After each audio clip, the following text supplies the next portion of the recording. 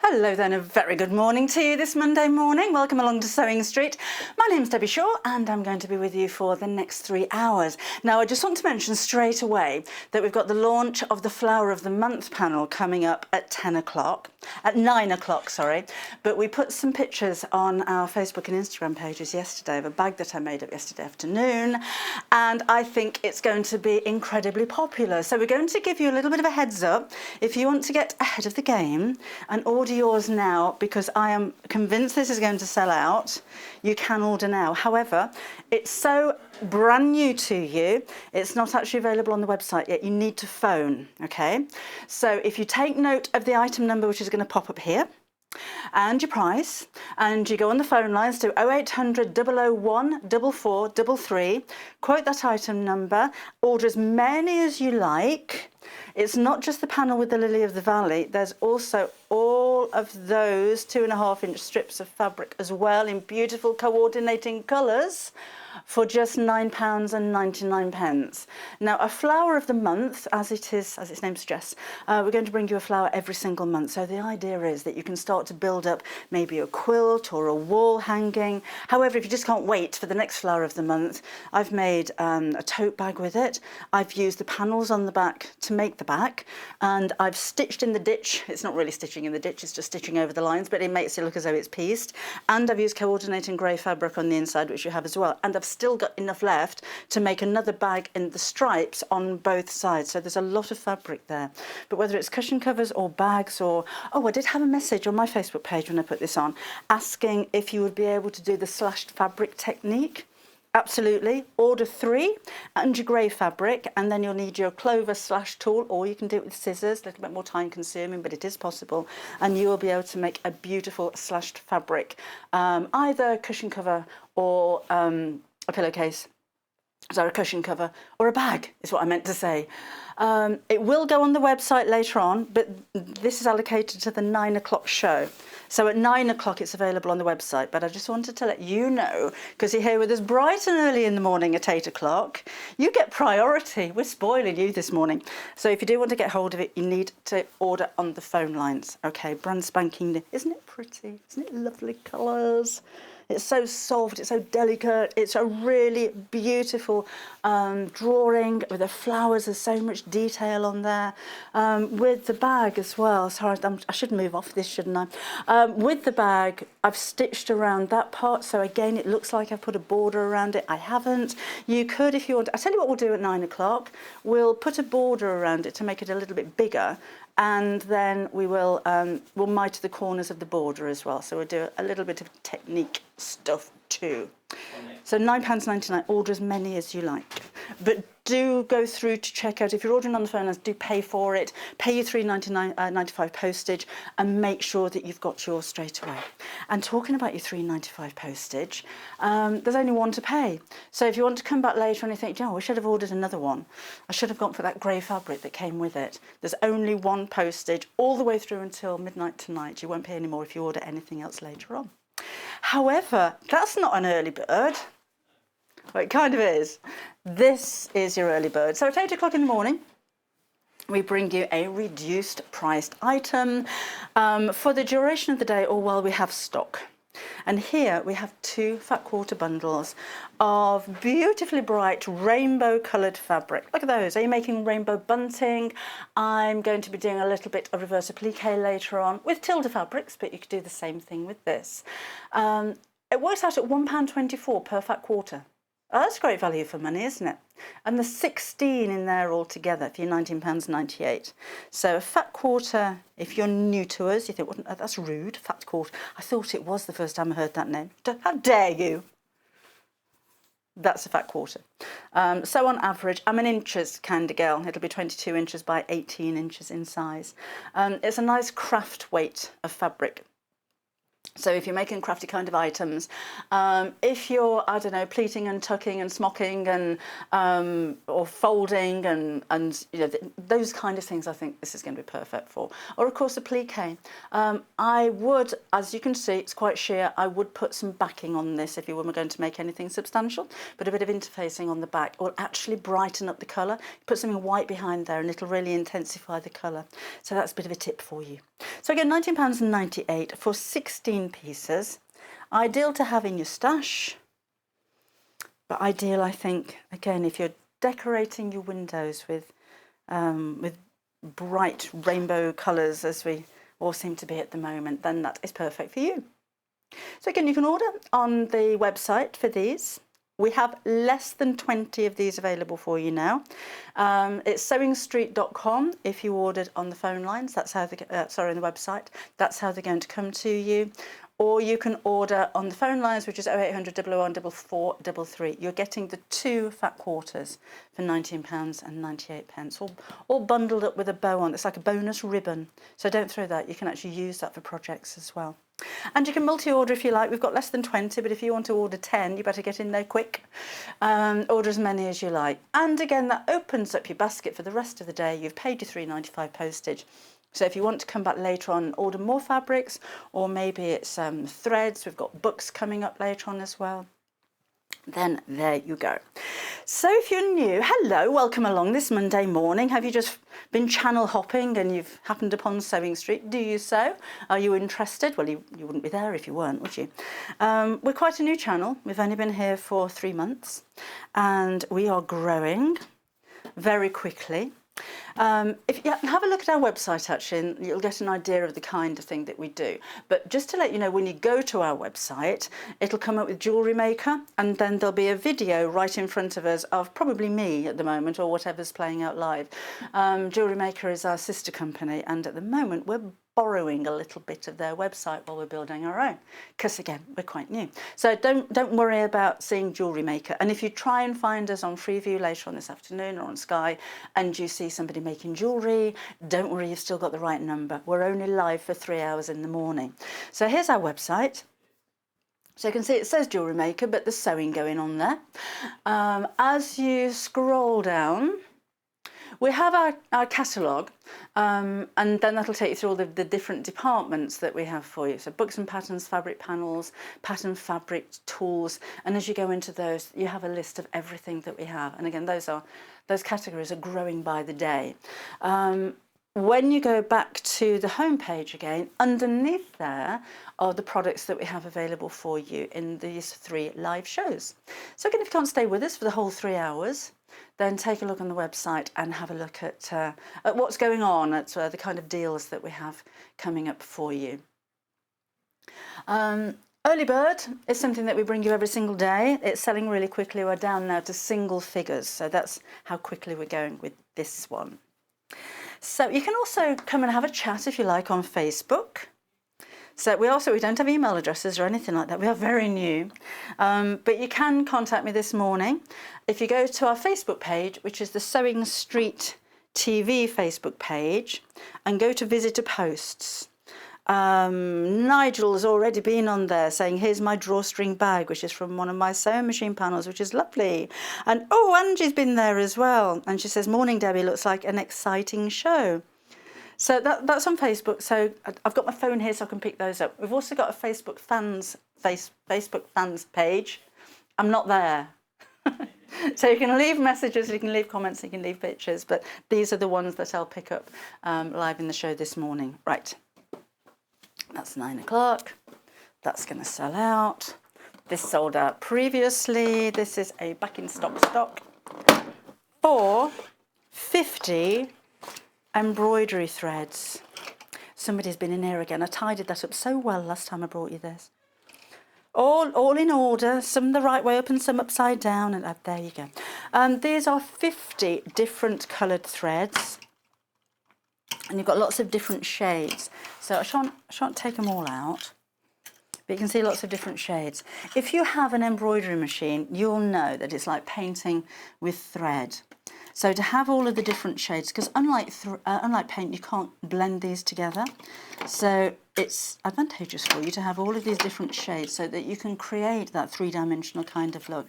So I'm looking at all of these thinking flowers and then leaves or sunset and hills and valleys and then more flowers. We've got 500 metres on each one of them. I did say I wasn't going to take all of them out, didn't I?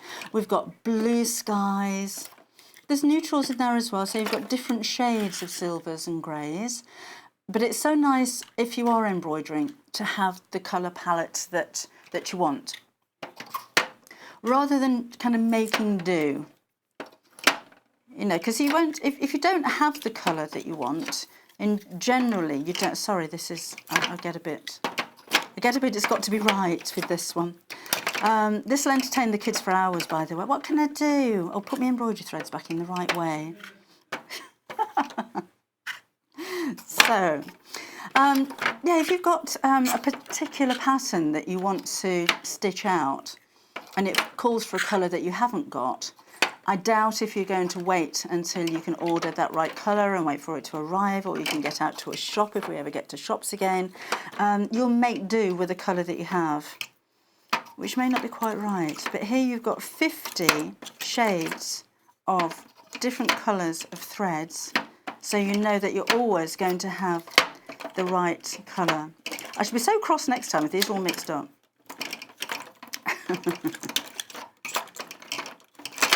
Almost, so you've got to bear with me for this.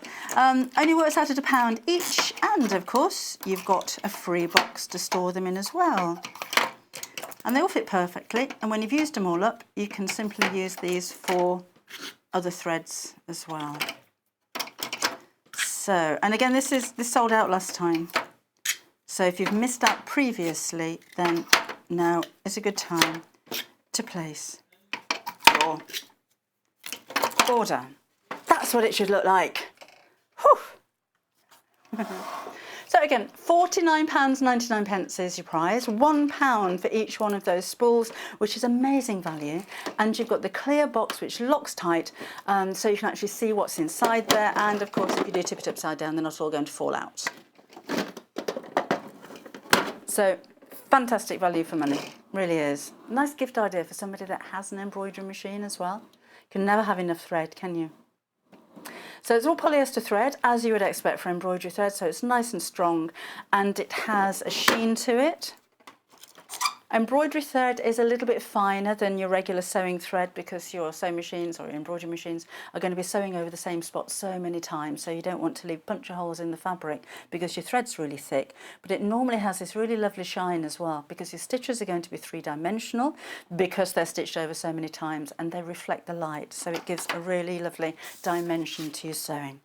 Again, £49.99 is your price for those. Now we've got more storage for you here. We don't have bobbins included, but this is a little bobbin box. Oh, come on, open. There we go. So your bobbins are stored in here. I have, so much storage for bobbins. Filling up a bobbin for me is like putting petrol in the car. Oh, I've got to do it, but I really don't want to. So I tend to have all of my bobbins filled in the same colour as the thread that I'm using, and I'd rather sit for half an hour filling up bobbins than risk getting halfway through a project and the bottom bobbins run out. My machine doesn't tell me when the threads run out at the bottom, so invariably, it even happened with the Lilly of the Valley bag that I made. I got halfway through quilting the back of it. I thought, it's not actually sewing, is it? So nice to have them all threaded. Then you're not unthreading the sewing machine to rethread. You can take this tray out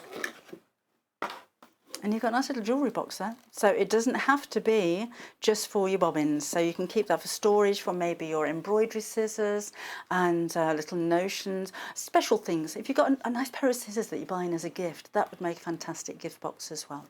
And it's only £4.99. It's all padded, rather stylish grey, and very affordable. I like storage. I like to be organised. I don't know about you. I don't like things all over the place. I like to know where everything is. We've got some Tilda fabrics for you. Oh, these are the the brand new range from Tilda, the Bon Voyage range, and we have 4 options in fat quarters and 1 in fat eighths as well.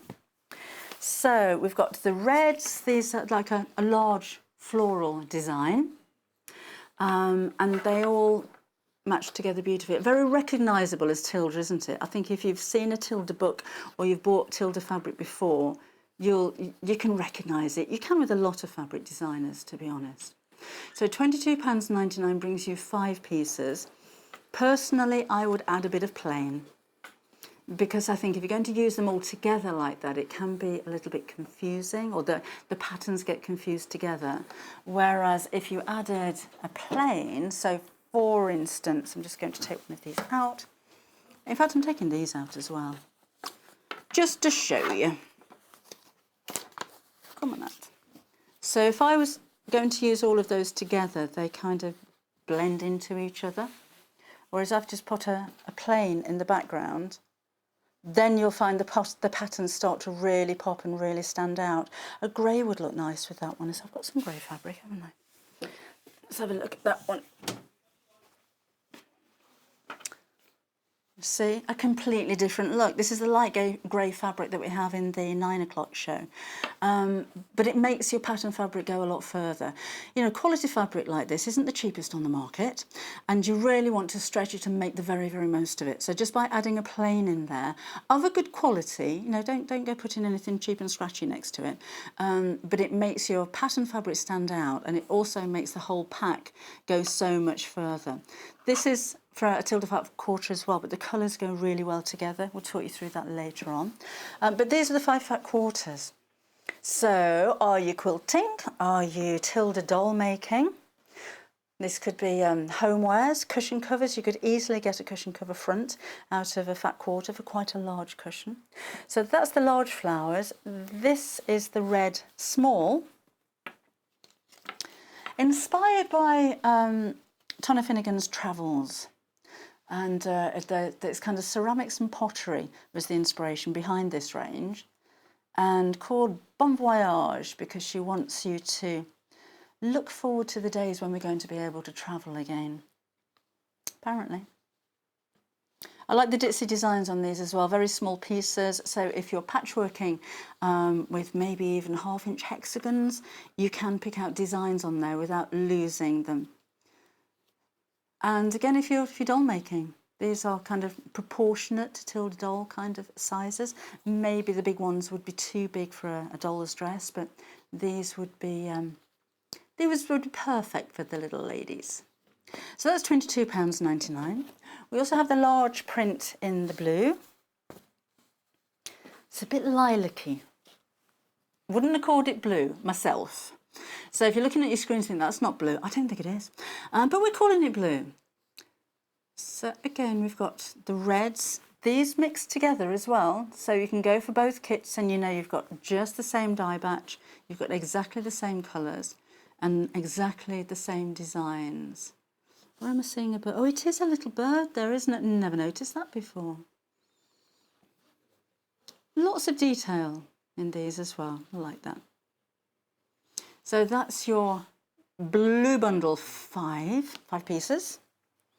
And then we've got the same in the small flowers. So just like with the reds, and again, they go together really well. If you wanted to go for both sets, in fact, when you put them together like that, you wouldn't know where one started and the other one finished. But that's the blue section. So again, you've got the smaller flowers, bit of teal, bit of turquoise, very soft pink. And the reds, it's like a corally red, almost a brick kind of red. And I think that's £22.99 for the 5 pieces there. Really pretty. We also have fat eighths. I don't very often see fat eighths available. So I'll just take one out and show you what a fat eighth actually is. So it's 1/2 a fat quarter basically. So I have that. So it's still quite a lot of fabric, and considering how many of these you're getting as well, there's 20 pieces in total. If you are quilting with it, you can still make a reasonably sized quilt. It's that way around, isn't it? from these pieces as well. But the beauty here, I think not just the gorgeous patterns and the fact that it's all brand new, it's a brand new range. It is so tactile. I've still got it upside down, haven't I? It's so tactile. It has a wonderful handle.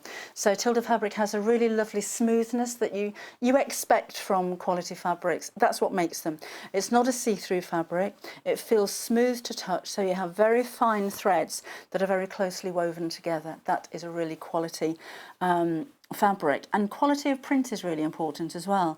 With cheaper fabrics, you don't find very, very fine print. I mean, these little flowers aren't just pink with dots in the middle, they're outlined in black or dark grey. But you can barely see that until you look really, really closely. And that is something that is normally quite expensive to achieve. So that's something to look out for a quality fabric as well, is the very fine detail that you find on printing. And of course, every single colour is printed individually, so the more colours you have on a print, normally the more expensive that's going to be. But can you see that very fine outline? Barely visible to the naked eye, but it's so precise and it's so exact. So pretty, isn't it? And you can really see the tightness of the weave in here as well. So, which one are you looking at? Where are you? Ha ha! You can. So close up, I didn't know what we were looking at. But you can see the weave of the fabric as well. So that's incredibly close up. And you can see how tight the warp and the weft actually are. Beautiful print. You know which one's the warp and the weft? Because the weft goes from weft to right. Yes, and warp goes up and down. So that's it's funny how you remember things though, isn't it? Right, so that's your fat 20 of those you're getting total. And then we have pearls and solids, which are these ones. So the colours, again, not all of them are going to go with your Bon Voyage, but if you did want to stretch those out a little bit more, these are almost plain. So, for instance, if you're going to go for the small flowers, there is green in there, so you can pick that up. You can use those two together. And you're getting the plain green in there as well, so that works really well. If you're going for the reds option, then you've got a little bit of teal or turquoise in there. You've got one of those in here as well. So when I was saying about stretching out your pattern fabric by going for a few plains, add those to your order, and you'll find something in there that's going to match with everything, even the pinks. Look, there's the plain pink, and then there's the pearl option, but the colours go really well. It's a little bit deeper, but it's the same tone, so it does go really well. Looking for a yellow. There's a little bit of a yellow in there. It's not quite the same shade. Actually, it's more the shade. That's it. Absolutely perfect if you go for the pearl option. I've got one of those open. So there you go. But it kind of draws out those tiny little yellow colours. So you really can make this brand new range go further when you just order these. Or you can just go for them on their own, of course. 10 pieces for your £31.99. So £3.20 for a Tilda fat quarter. I think you'd expect to pay about £3, £3.50 for just your average cotton. But when you feel the quality of this when you get it home, you'll understand the value that you're actually investing in this fabric. It's got such a lovely feeling to it. So again, 10 pieces for £31.99. Now I thought we'd do, I'm not going to make a project, but I thought we'd do a little bit of reverse applique and just have a look at a technique. Because it's quite fun and it's something that's a little bit different. And if you've got your rainbow fabrics, this would be perfect. They're flying out. So let's have a look. I think I'm going to go, that belongs there. Just trying to picture which colours I'm going to put together. I think I'm going to have a plain outside, and I'm just going to iron that because I can't work with creased up fabric. So let's give that a press. Excuse me while I just pop down there. Should have plugged that in earlier.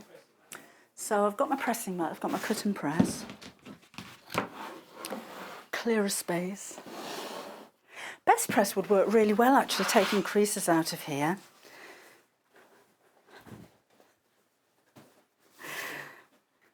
That's the one, thank you very much. Thank you. Have a look on the website for Best Press. It's a starch-free starch, but it's brilliant. Oh, it's a big squirt.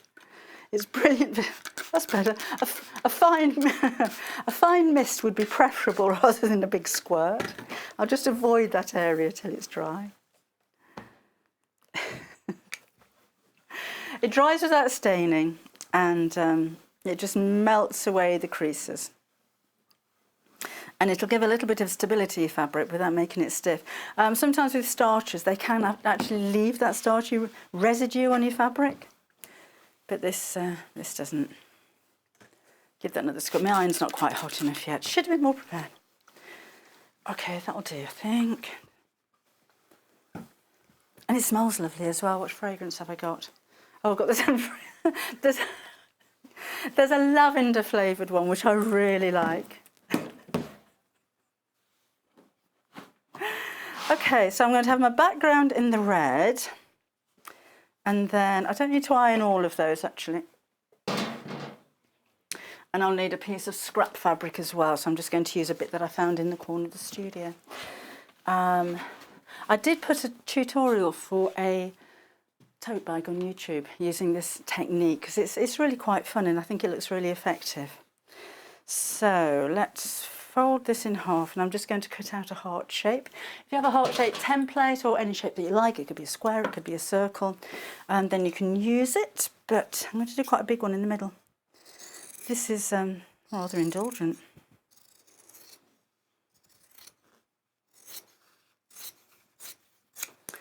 There you go, so there's my heart. And a reverse applique is exactly what it says, so the applique comes from the back. But, oh, I've cut that out really big now. That's too big for my scrap fabric. I'll use some of the grey, which isn't scrap at all, but I've got it to hand. So I've got scrap fabric just arriving, thank you very much. Is that big enough? Oh, not quite big enough. What about the spot? Yeah, that'll do. Shame to use it, but there you go. So, I need another piece of fabric to go just over the top of the heart. So if I just cut out a shape like this. If you've got calico or something like that, then use that, because you're not going to see this. So it is really a little bit of a waste, and I'll come to that shortly. So I'm going to sew around the edge of the heart. So I will put a few pins in there, because I did get a bit carried away with this, didn't I? It is rather large. But it could be a cushion cover. I make so many cushion covers, you know, and I never use them. Right, because I've got so many, probably. Mind you, I've got 3 rather old cats, and they're all a bit dusty. And they love a cushion cover. So we tend to have old ones around the home, because I've got dirty cats. Dirty. So to adjust my foot pedal. So I'm just going to sew around the edge. If there was a right side to this heart fabric, I would be sewing right sides together. And I'm just using 1/4 inch seam allowance with my Elmer 560. Right, so down into the point, stop with the needle in the down position. Just move that out of the way. And around the corner.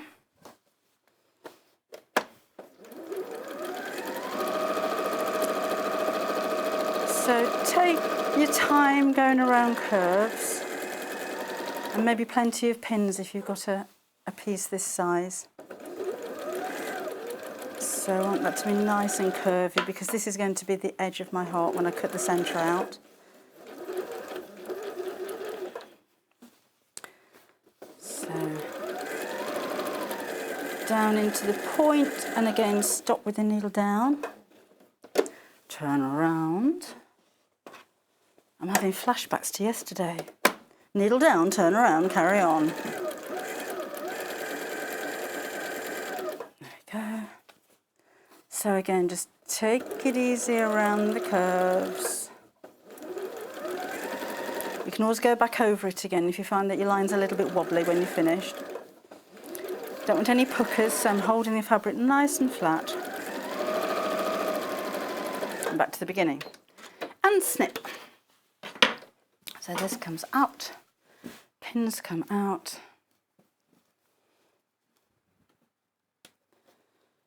They go back in the box. Come out. And then we're going to cut the middle out. This is where I'm saying use a cheap fabric, really. Some leftover fabric that you're not going to use anymore because you're not going to see it. So go around here. I'm going to cut off the point. That side.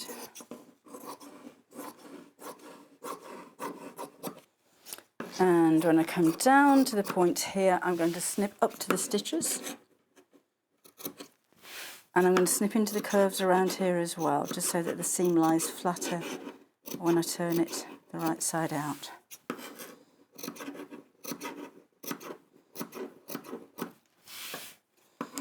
Pinking shears would work. Just for now, we'll do this. That'll do. Okay, back to the iron. So now we're going to post that lining through the opening, and you'll find this kind of thing easy if you just press it away first of all. Get a neater seam. Like so. And then we'll post this through. So I've got a nice big opening there. Actually, if I'm careful, I could leave a little bit of that spot showing. Just roll it over the edge of the seam. That looks nice. Let's poke that point out. So I'll use a stiletto for that, which we have on the website. Oops, that came through. There we go. And roll this under. See if I can roll just a tiny outline.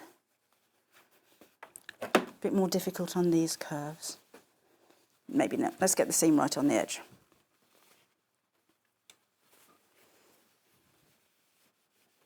Bit of steam. And there you go. Obviously, you're going to take an awful lot more time and care at home than I am here to get that a really nice, smooth, perfect line.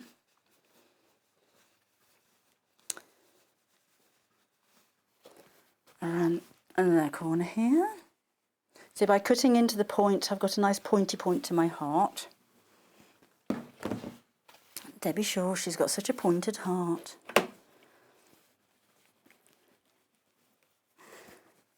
And that will do. Okay, a little bit of a tip for you.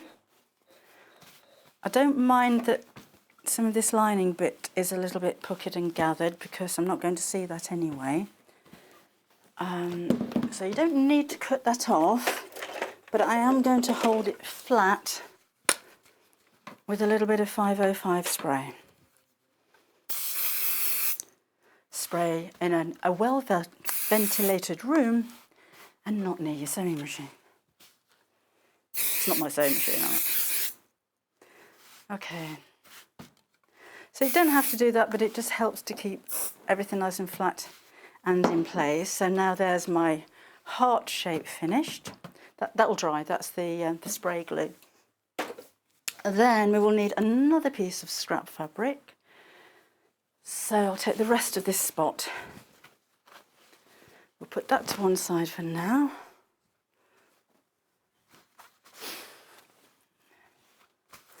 And I'm going to use the heart that I've cut out rather badly as a template. So I'm not actually using this broken heart.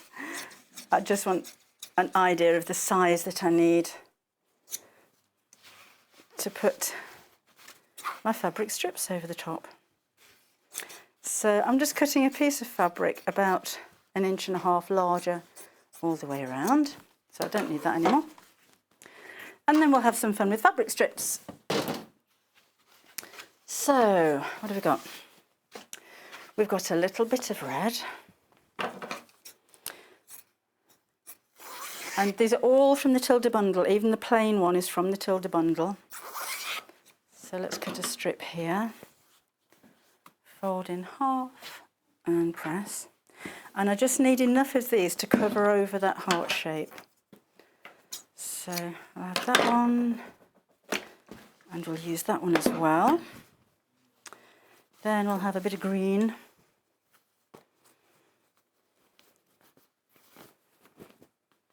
Maybe we'll cut across this in a different direction. And they can be all different sizes, doesn't have to be exactly uniform, unless you want it to, of course. So fold that in half. And that's going to go there-ish. Let's chop the selvage off. That'll go there. And then, so I have deliberately made the patterns go in opposite directions because I thought it looked quite nice. So that goes there, that'll go there, that can go there. So that's a shorter piece, so that'll cover the top of the heart. Then let's have a blue. I'm delving into the bundle now. FYI, upstairs. I am using the products. Let's iron that in half. Could actually leave some of the background, but I'm not going to. That'll go. So that can go there, that goes there. And we'll have a turquoise. Let's have a plain one.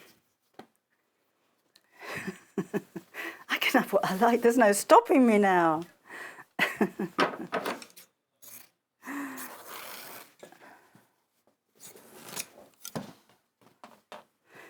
So, but again, this could be strips. Maybe you've got fabric rolls, you don't know what to do with them. Scraps that are left over, because we tend never to throw anything away, do we? So I think that one can go there. Nice long one.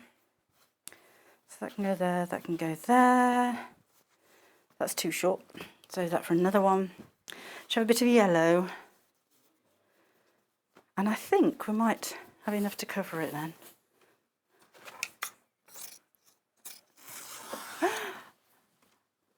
This is starting to look more like home now, with fabric thrown around all over the place. Okay, so lots of you ordering this one. I'm glad you like it. I'm going to do that. I'm going to do jaunty angles so they're not all perfectly straight. That'd work, wouldn't it? Right, now then, if I were doing this properly at home, I would sew every one of those strips individually, but that's going to take an age. So I'm just going to check that I've got enough to cover the heart, so that's what we're going to look like. I've got a bit missing at the top there, so I can put another piece of blue in. Okay. And I'm just going to sew around the edge. So let's pin. Oh, I can move that down a little bit. That's better. And that's a bit of selvage sticking out. So loads of pins in here. So normally I would have sewn every one of those down. If you've got decorative stitches on your sewing machine, you could decorate across the edge as well. Just make a nice bag front, wouldn't it? A huge tote bag. Alright, so let's go all the way around. I quite like the jaunty angle as well. You know I'm pinning this into the ironing mat, don't you? It's all going to get stuck down there. I was doing some English paper piecing the other day. Like when it was nice and warm, and I sat out in the garden, and I sewed quite a few. I was doing hexagons, and I sewed quite a few together. And then when I lifted it up, I realised that I'd sewn it straight into my skirt. It was quite an old skirt, so instead of unpicking all of my hand sewing, I cut a hole in the skirt. So I got a lovely piece of hand sewn English paper piecing with a bit of black and white floral stuck to the back of it. But no one's going to see that. I've also got a skirt with a hole in the knee. Everyone will see that. But I was happy to sacrifice the skirt for the sake of not unpicking anything. I think that is a generous amount of pins. Have I pinned it? No, I haven't pinned it to the board. So I'm just going to sew around the edge.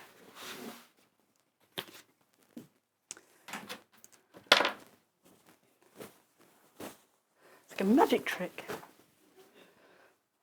Dance of the Seven Veils. Oh no. Right, I'm going to start at the point because I think that's going to be an inconspicuous area to sew. And I'll do a nice tidy little lock stitch instead of reversing, because then you don't see the two layers of thread. And around we go. Again, this could be a decorative stitch. Actually, this would be really nice in some of that embroidery thread. Nothing to say that you have to just embroider with it. So put all the pins in the wrong way, making them difficult to pull out.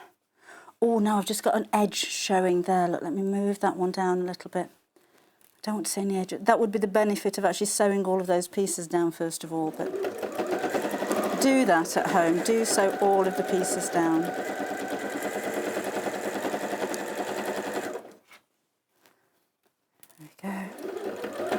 What I could do, if this is just going to be a bag, is pop a little bit of HT2 glue underneath those. That'll hold them down.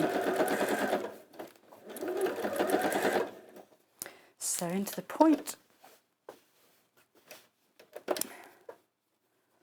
Round we go.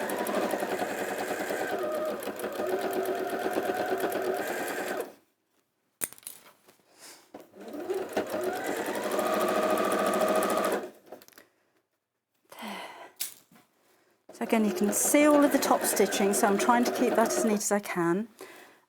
You could use the over-edge foot on your sewing machine, or any kind of foot that has a guide, and butt that up to the edge of your fabric just to make your top stitching nice and straight, or to help you keep it nice and straight.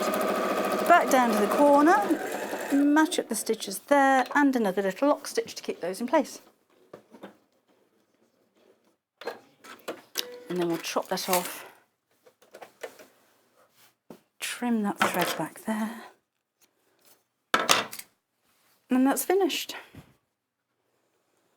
It's quite pretty, isn't it? The colours go really well together. I like the mixture of the plains and the pearls together. Needs a good old press. But again, if you're going to do that kind of technique at home, do stitch every one of those pieces down first. Starting at the bottom, then overlap the next one so you don't see your seam, because that will kind of bag a little bit. But again, for a bag, HT2 glue, fabric glue just behind there. I've got a lot of bulk at the back here, so I can trim all of that back nice and neatly as well. But it looks quite impressive, doesn't it? And it's fun to make, and you don't need to be an expert to create something that looks really quite stylish. Right, let me give you a reminder of that best press that I used. That's the one. You get an awful lot in here as well, actually. But it's kind of starch-free starch. I don't use spray starch anymore since I discovered Best Press, because it does the same job, but you don't get the white chalky residue, and it's not in an aerosol like most starches seem to be. There are fragrance ones. This is the scent-free, so if you don't want a fragrance, then this is one to go for. But it's not going to leave any stains on your work. So even though I've got a stain on my fabric, and that's from the 505 spray, so that needs to be washed out. But completely sprayed all over the plain fabric, and it doesn't leave any kind of residue or chalkiness. It just melts away the creases, and it doesn't attract bugs. but starters can do, apparently. So there you go, it's £11.99. It does last an awful long time, but if you love it, now's a good time to stock up, I think. So go for a couple of those. Right, so what a mess I've made. Let's pop that down there, finish that later, probably won't. Let's give you a reminder of the embroidery thread, because you can use this with your sewing machine. If you've got decorative stitches, it's not just for use with embroidery machines. I wouldn't use this on the bottom of my, in the bobbin, on a sewing machine, or on an embroidery machine for that matter, unless you're going to see the back of your work, in which case there's no harm in putting some of this in the bobbin. The reason I'm saying that is embroidery thread is normally more expensive than your regular thread or your bobbin fill thread, and it seems a bit of a waste if you're not going to see it. So I'd use a neutral colour on the back and then one of my embroidery threads on the top. But if you've got decorative stitches on your sewing machine, or if you're doing any kind of free motion embroidery, this is the perfect shiny, sheeny, glossy thread for you to use. It's $49.99. It's back in stock, so we sold out last time it was here. And only works out at £1 per piece. And every one of the colours is different. So we've got shades of green and shades of yellow and gold and creams and greys, oranges, pinks. It's like Joseph's coat. There's teals in there, but they shade or blend beautifully. So if you are creating landscapes and flowers that tend to have a lot of shading on your embroidery designs, you know that you've got all of the colours that you need there. And again, that's just £49.99. And you get the box as well. So £1 a piece, and you're not even paying for the box. We've had some messages this morning. Lovely. I forgot to put my phone on to don't switch off. Oh, hi Leah. Finally found you on Sewing Street. Morning, Leah. Oh, that was from Sunday, from yesterday. Have we got some on Facebook as well? So, hang on. I'll reset this in the break so it doesn't go on to standby. So, bear with me. Posts, visitor posts. Morning, Dawn. She says, enjoying this demo. You're so clever and an inspiration. Carry on. No, thank you very much, Thad. I'm glad you liked it. Nice to hear from you.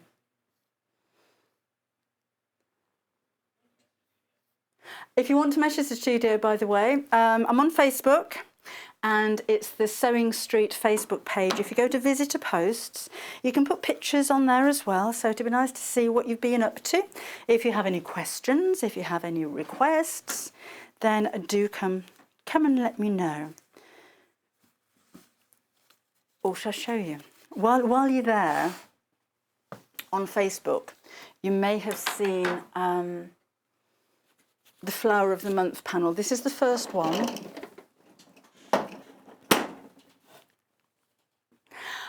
It's coming up in the next hour, so we've been giving you a little bit of a cheeky, sneaky peek of this one. The reaction that we've had from this on Facebook and Instagram has been amazing. I think we're going to be selling out in the next hour. So just to give you the heads up, because you're here nice and early with us, we thought we'd just give you the details of it right now. So it's £9.99. And then that's the back of it. You've got plenty of fabric left over. You can order just on the phone lines at the moment. So go to 800 001 4433 and place your order that way. It will be going live on the website at 9 o'clock if you've got any stock left. This is what you're getting. It's pretty, isn't it? Love the details. I love the colours on these, those soft taupey greys. There's loads of details in the print as well. This actually measures 12 inches square. We'll be bringing you another one next month as well, so you could save them up and make a quilt. These are the 2.5 strips of fabric that you're getting as well. So there is plenty enough to make a bag or a cushion cover of this size. I'll make a cushion cover in the next hour. And with a bag, there would have been enough of the striped fabric left to line it as well, but I've used the grey that we've got in the show too. So then I could make another bag with 2 pieces that look like that. May need extra handles for it. The handles are just using one of the strips. So, but I think that's really lovely. Make a nice gift idea, wouldn't it? The Lily of the Valleys, from what I've been seeing of your comments on Facebook, mean a lot to a lot of people as well. They remind me of my grandma, not because she had lilies of the valleys in the garden, but she had a very dusty plastic bunch of lilies of the valleys. But it just reminds me of it. So when I see the flower, I think, oh, Grandma had some of those. They were plastic. But it reminds me of her anyway, so that's fine. Okay. Let's take a look at a little bit of Liberty. I'll bring them all over because we've got quite a few. Those aren't Liberty, but they're there anyway. And then we've got that one. And then we need a widescreen TV. When we have our new studio, you know, in 10 years' time, I'll be here on my Zimmer going, when we get our new studio, like Mrs. Apron. I will have a very bitter tone to my voice when we get our new studio. Liberty Fat Quarters. And this is a whole bundle of beautiful colours. And Liberty, again, like I was saying with Tilda, you can kind of recognise the print. Sometimes Liberty are quite contemporary, sometimes they're very traditional. And this one, I think, is a mixture of the two. 11 fat quarters in total. Oh, what are you going to make with these? You've got to make a quilt with these, haven't you? Look at that, look how pretty that is, how dainty. But again, colour-wise, they're very, oh, that was, when we first brought you that was one of my favourites. Really classy. There we go. Then we've got the smaller flowers. We've got the poppies as well. I love the poppy one. I love poppies. We are lucky enough to live near some poppy fields where we are, and I just love them when they all come out and you just get this haze of red across the horizon. I think they're beautiful. I've tried to dig them up and bring them home and plant them, but they don't like that. They don't like to go in water either. So, not raiding the farmer's poppy fields, do apologise. Just wanted some at home. I did find once when I was out on a walk a whole bunch. If you see four-leaf clovers, they tend to grow in clumps. So you don't just find one, you find loads of them. And I found 5, 6, 7. I think the most was a 9-leaf clover. So I dug them up and took them home. I thought, that's going to be lucky, isn't it? They lasted for ages. And then I pressed them and then I gave them away to friends. Here's a bit of luck. There you go. I wasn't on private land. I was allowed to dig them up. All right. And if I wasn't allowed to dig them up, it wasn't me. 11 fat quarters altogether for £42.99. If you are, you know, if you're building up a stash of beautiful fabrics, even if you don't know what you're going to do with them as yet, I tend to do that. I don't know about you. I'll buy a fabric because I love it. No idea what's happening with it. But you know that you've always got a beautiful fabric there. And the detail again. We were saying about quality of fabric earlier on. This is Liberty. Enough said, I think. So that's the dual pink 11 fat quarter set. We did have another choice for you. So all of those. These are Liberty as well. So these are kind of teal colours. So completely different look with these. So you've got the same kind of print. So there's your poppies again. Love the very dark teal background to that one. Bouquets, they look like trees. Poppies in greens and teals. Then we've got the ditzy flowers, that tiny little print again. So that could be the equivalent of the plane that makes your patterns go further. The leaf designs. It's almost like a sampler pack for the whole collection, isn't it? Again, it's £42.99 and you've got 11 pieces there altogether. What's that, about £4 each? That's great value, isn't it? So all of those for your £42.99. So have a lot more details on the website on sewingstreet.com. And again, you can have a look at everything else that we have available for you on sewingstreet.com. Right. Where's that gone? The dressmaking book. Oh, this one. So sorry. I was asked to talk about the quilting bar. I can't see it. Sorry, Annie. Quilts you can make in a day. This is a great book for anybody who wants to start patchwork and quilting. A lot of the time with quilts, as you probably know, they can take weeks and months and sometimes even years, and sometimes they don't even get finished at all. But these are simple patchwork quilts that are achievable if you have a whole day to spare, then you can easily make a quilt in a day. £8.99 is your price, so let's have a look at what's in here. A jelly jar runner. What's a jelly jar? I've not heard of one of those before. I've heard of a jelly roll, but not a jelly jar. There you go. A log jam table topper. So you've got, they like the jams and jellies, don't they? Splitting hairs table runner. No, I don't know. I don't know. Monochromatic. You can make those in any colour that you like. Don't have to be monochromatic. Paint chips. English garden. Now that's a nice name, isn't it? There's gentle waves. So you've got all of your specifications, the amount that you need to cut. Zoo review. That's all half square triangles. Leaf the caterpillar. That's got to be Leaf the caterpillar, hasn't it? But baby quilts, bed quilts, and again you're learning techniques. So a lot of the designs that you see in here you're going to see in larger quilts as well. But some of these are actually quite big quilts. And all very simply explained. And again, it's only £8.99 for the book. So quilts you can make in a day. It's fabulous.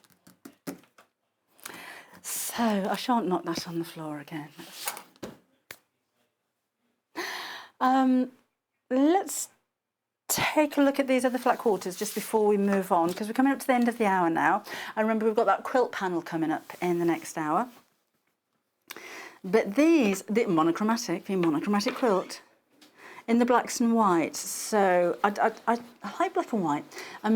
They don't clash with anything, do they? So this could be another one of those fabrics that makes other fabrics stretch a little bit more. So here you've got 1, 2, 3, 4 fat quarters, tiny flowers with blue, and then you've got your tiny flowers in black and white. These are going to sell out, I'm hearing. White spots on black, and then you've got your foliage as well, all for £6.99. £6.99. Oh, that is very good value, isn't it? And that's a nice quality. It's quite a thick fabric. You're not going to get that home and think, well, that's a bit scratchy and see-through. Don't think you're going to be disappointed with that one. And you can multi-order those as well. So you've only got the 4, so if you think I need more, then order more while we have them. But we are expecting those to sell out today. Shall we have a look at the other ones while we're here as well? So these are the greens. So you've got the same deal, 4 fat quarters. So like mossy green, this one. That one again has got a little touch of turquoise right in the middle. Small prints, again, really perfect if you're piecing very small pieces together, or if you're making borders or bindings and things like that. So again, £6.99. You've got lots of colours in there, but you kind of don't notice it. That's another one of those that's going to be, you'll see the colours more when you put a plain next to it. So now you see pink, and now you see blue, and now you see orange. It's clever, isn't it? £6.99 price for those. And then the final set of fat quarters are the light blues. I love flowers and checks. Flowers and checks or flowers and stripes, I think look really nice. So ditzy flowers. And again, that one's really pretty. It looks like English country garden, kind of gingham and flowers. And then the turquoise background with flowers in the centre. Again, at £6.99. Now remember, the panel is coming up in the next hour. You can order on the phone lines, remember, if you've got the details from previous. In fact, it's not even on the website yet, but hopefully at some point in the 9 o'clock show, it's going to be there. We're going to be making a cushion cover with a mitered border around it in the next hour as well. So stay with me for a little bit more sewing. And I'm going to be using the Elna 560 as well. So if you've got any questions about the machine, then do come through on Facebook and ask them. So we'll have a couple of minutes to clear up, get tidy, and we'll see you again after the break. Would you like to take part in our weekly competition? If you do, then all you have to do is head to the Sewing Street fan page group on Facebook. Post your picture of your make. Myself, Debbie Shaw and John Cole Morgan love looking at all of your makes every week. We pick our favourite and announce the winner every Friday live on the show. Happy sewing and good luck.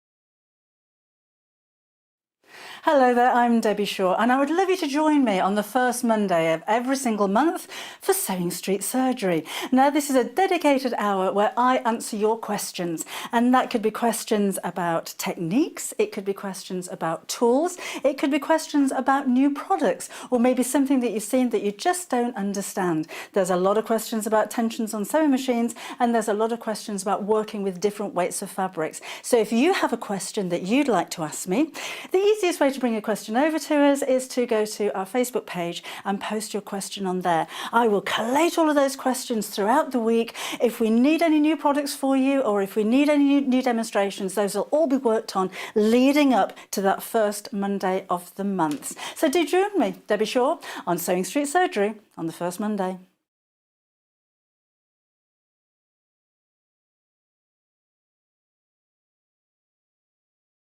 Shopping with us couldn't be easier. If you want to shop online, then you can head to our website, www.sewingstreet.com. It will redirect you to our sister channel Jewellery Makers landing page. Don't worry, you haven't gone to the wrong place. We're simply using their website temporarily while we're building our own web shop. Scroll down past the Watch Live part and you'll see all of the products that you will have seen on air on today's live show. You can also shop our catalogue by clicking a category, clicking a product to view closer, and adding it to your basket. Once you're ready to check out, you will need to create an account, which is absolutely free to do so, but it will mean that you can check out on as many orders as you want throughout the day with still only paying one postage and packaging. If you'd prefer to speak to somebody in our UK-based customer service team, then you can do so via the free telephone line number 0800 001 4433. They will not only help you create an account, but will also help you with any of your online shopping.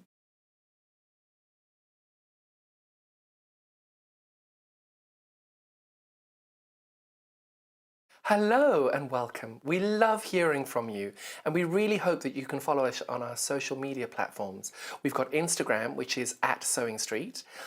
We have Facebook. We've got 2 Facebook pages. One is the Sewing Street TV page, and the other one is Sewing Street Fans.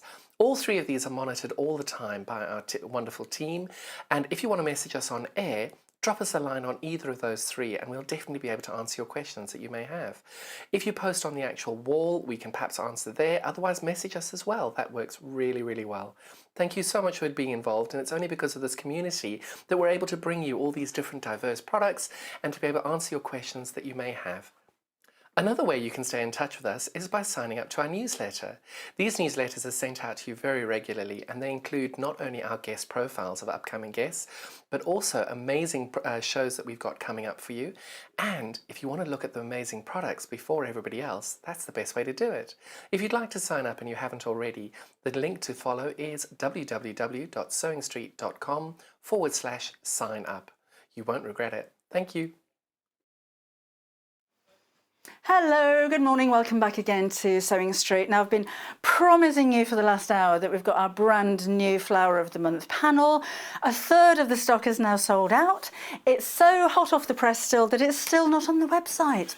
So if you want to order, Please order on the phone lines, but do it quickly because I think we're going to sell out. We did put pictures on social media yesterday, and we had such a good reaction from this. But we were saying it's on at 9 o'clock, it's on at 9 o'clock, it's on at 9 o'clock, and then we showed you it at 8 o'clock. So a third of the stock's gone even before you've come in.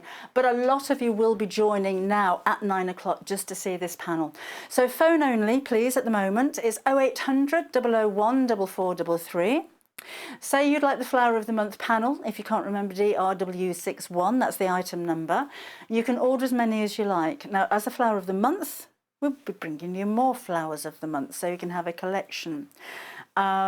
We will be bringing you other months that you can quilt along with as well if you wanted to.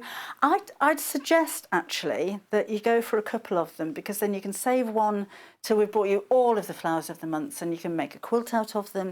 And then meanwhile, you can still use it. You can still make a bag. You can still make a cushion cover. You could make things that actually match your quilt later on. You could maybe just wait for 4 of them and make a table runner. Not just that really gorgeous panel, you're getting all of these 2.5-inch strips as well. The panel's 12 inches square. And you've got all of these coordinating strips. I love the colour. I think it's so classy. It has that really expensive look to it. Now, I'll be honest with you, I'd put some interfacing behind it. I think it'll make the colours a little bit bolder, and it gives the fabric some substance. So with my bag, I've used H640 Valisely Infusible Fleece, which we do have on the website as well. But if you're quilting, obviously you're going to have some kind of wadding behind there too. I'm going to use the Valisely on my cushion cover as well, because I just think it gives it a little bit of a luxurious look. And what I'm going to do is just stitch around the border, so it looks like that border is pieced, which it's not. But I am going to add extra borders here as well. This is going to sell out. I mean, we will. Hopefully we will be getting some more in anyway, because I think it'd be quite nice at the end of everything to be able to show you all of the different panels that you're going to put together. But for the moment, for this first introduction to our Flower of the Month, please order quickly. Not on the website. It's not on the website as yet. It's so new. So just available on the phone lines. Number down there at the bottom of your screen. Off you pop. Go and pick your phone up. 0800 001 4433. And if you can't remember that item code, DRW61, just say, I would like the Flower of the Month panel, please. Order a couple of them if you like. This isn't one per viewer. And just make sure that you've got yours at home. Oh gosh, okay, we've got something else that's new for you as well coming up, but I'll give you the details of that later on. That's not on the website. Everything's so brand new here. We just haven't had time. I only made the bag up yesterday. Let me show you this. So I made this up yesterday afternoon. If you have a look on the Facebook page, you'll see a very pretty picture of it there. It took me maybe an hour to make this from scratch. It's a very quick make, but it's beautiful. And this is what I'm saying about ordering more than one, because I think as a bag, it's lovely. It could be a tablet case. It could be a book cover. As a cushion cover, it's a nice little size of a cushion cover, but you can make it bigger. I've stitched around the edge all the way through. I put the H640 on the back first of all, and then just stitched around that line. Oh, I'm so glad I got that straight. I was sewing in a hurry yesterday afternoon, but now it looks like I've added a border. Look at the print on those flowers. Look, it's like they're made from fabric. It actually looks, I mean, you could stitch around every single one of those flowers. I would free motion embroider. That would be a lot easier, but then it would look like you'd applique every one of those pieces on. It looks like woven fabric, linen fabric, spotty fabric, and all of those prints match with the strips that you're getting included with this as well. Love the tone of the green as well. I think it's a very clever use of colours, and it's very accurate too, but it's a very, I mean, it's such a pretty, dainty flower, isn't it? It's a wedding bouquet flower, but a very elegant flower. And I think the colours here just flatter it so much. Even having the spot in the background. If that was a stark white background, I don't think it would work as well. But you've got a very slight spot in the background. And these tones match with the strips that you're going to get as well. I've just used mine all in one on the back, so I haven't pieced those together. I've just stitched across the lines to make it look like I have and give it that quilty kind of look. I could have stitched down as well. I'll have a go later on as well if it's still got stock. of cutting these up, because if you stitch across them, it looks like you pieced them already. But these are 2.5 inches. So if you're going to make a square out of these by cutting into strips and then kind of move them around in a bargello kind of way, you'll need to cut the strips 3 inches, because if you're cutting in this direction, you're going to have a 1/4 inch seam allowance. So just bear that in mind if you wanted to do a little bit of shifting around with the strips, if you're going to keep them all in one piece like that. Alternatively, you can just cut them up into strips and use them for whatever you like. Or that doesn't even have to be part of that project. On the bottom here, you've also got, don't to look there, May, Lily of the Valley, and then quilted by. So you can write on that. Try and find a pen, even a Sharpie pen, which you can probably get in the same kind of colour, or in the green would look nice. I'd cut these with a wider border, and then maybe fold them under, maybe even needle turn them so that you get a nice niche edge when you're going to put those on your quilt. But of course it doesn't have to be a quilt. There's so many different uses for this. Even if you use this as a large pocket on the front of an apron, that would look amazing. You could just use this piece. What I did with the bag as well was to cut outside of the edge, so my seam allowance was right on the edge, so I didn't lose any of this area. But wouldn't that just look lovely? Maybe with a border around it as well, stretched over a canvas. And can you imagine when you get the whole set of these, when they're all finished, how that's going to look around your home? So I'm just checking on your posts, because I think we had a couple in the break. Oh, Leah Louise, morning. She's made a boys some shorts. Have a look on Facebook, they're really nice. First attempt at self-drafted pattern. Oh, well done. That's not the easiest thing to... Oh, and there's your boys. Oh, aren't they sweet? Look, I like the contrast pockets and buttons as well. And Alison, oh gosh, look what you've done. This is my quilt top I've been working on during lockdown. I've always sewn, but I'm new to quilting and just chose blocks I like. Well, it's worked. Well done. I like the cats. I'm a cat lover, and having for myself, hence the cat blocks, love the show and demonstrations. Picked up loads of tips, so thank you all. Thank you very much. Morning, Jenny. Jenny's loving this morning show, and she loves the bag at the back with the zebra. It's a rocking horse, Jen. Is that from the Satchels book? No. As a matter of fact, it's from So Brilliant Bags. I know. Coming up in a bit. There you go. Lovely. Those of you that are putting your pictures on here, remember to put them on the Sewing Street fans page as well, because somebody, or 3 people every week, are going to win free postage on one of their orders when myself and John and Vicky pick out our favourite pictures of the week. So again, panel, going to go. It is actually really busy. If you're watching in the call centre, sorry about that. Could maybe got some more people in the call centre. It's really busy. If I get a minute, I'll come and help you. Only available on the phone lines 0800 001 4433. Please bear with us. We'll get to you as quickly as we can, but not available on the website at the moment. But I don't think it's going to last. I don't think it's going to last.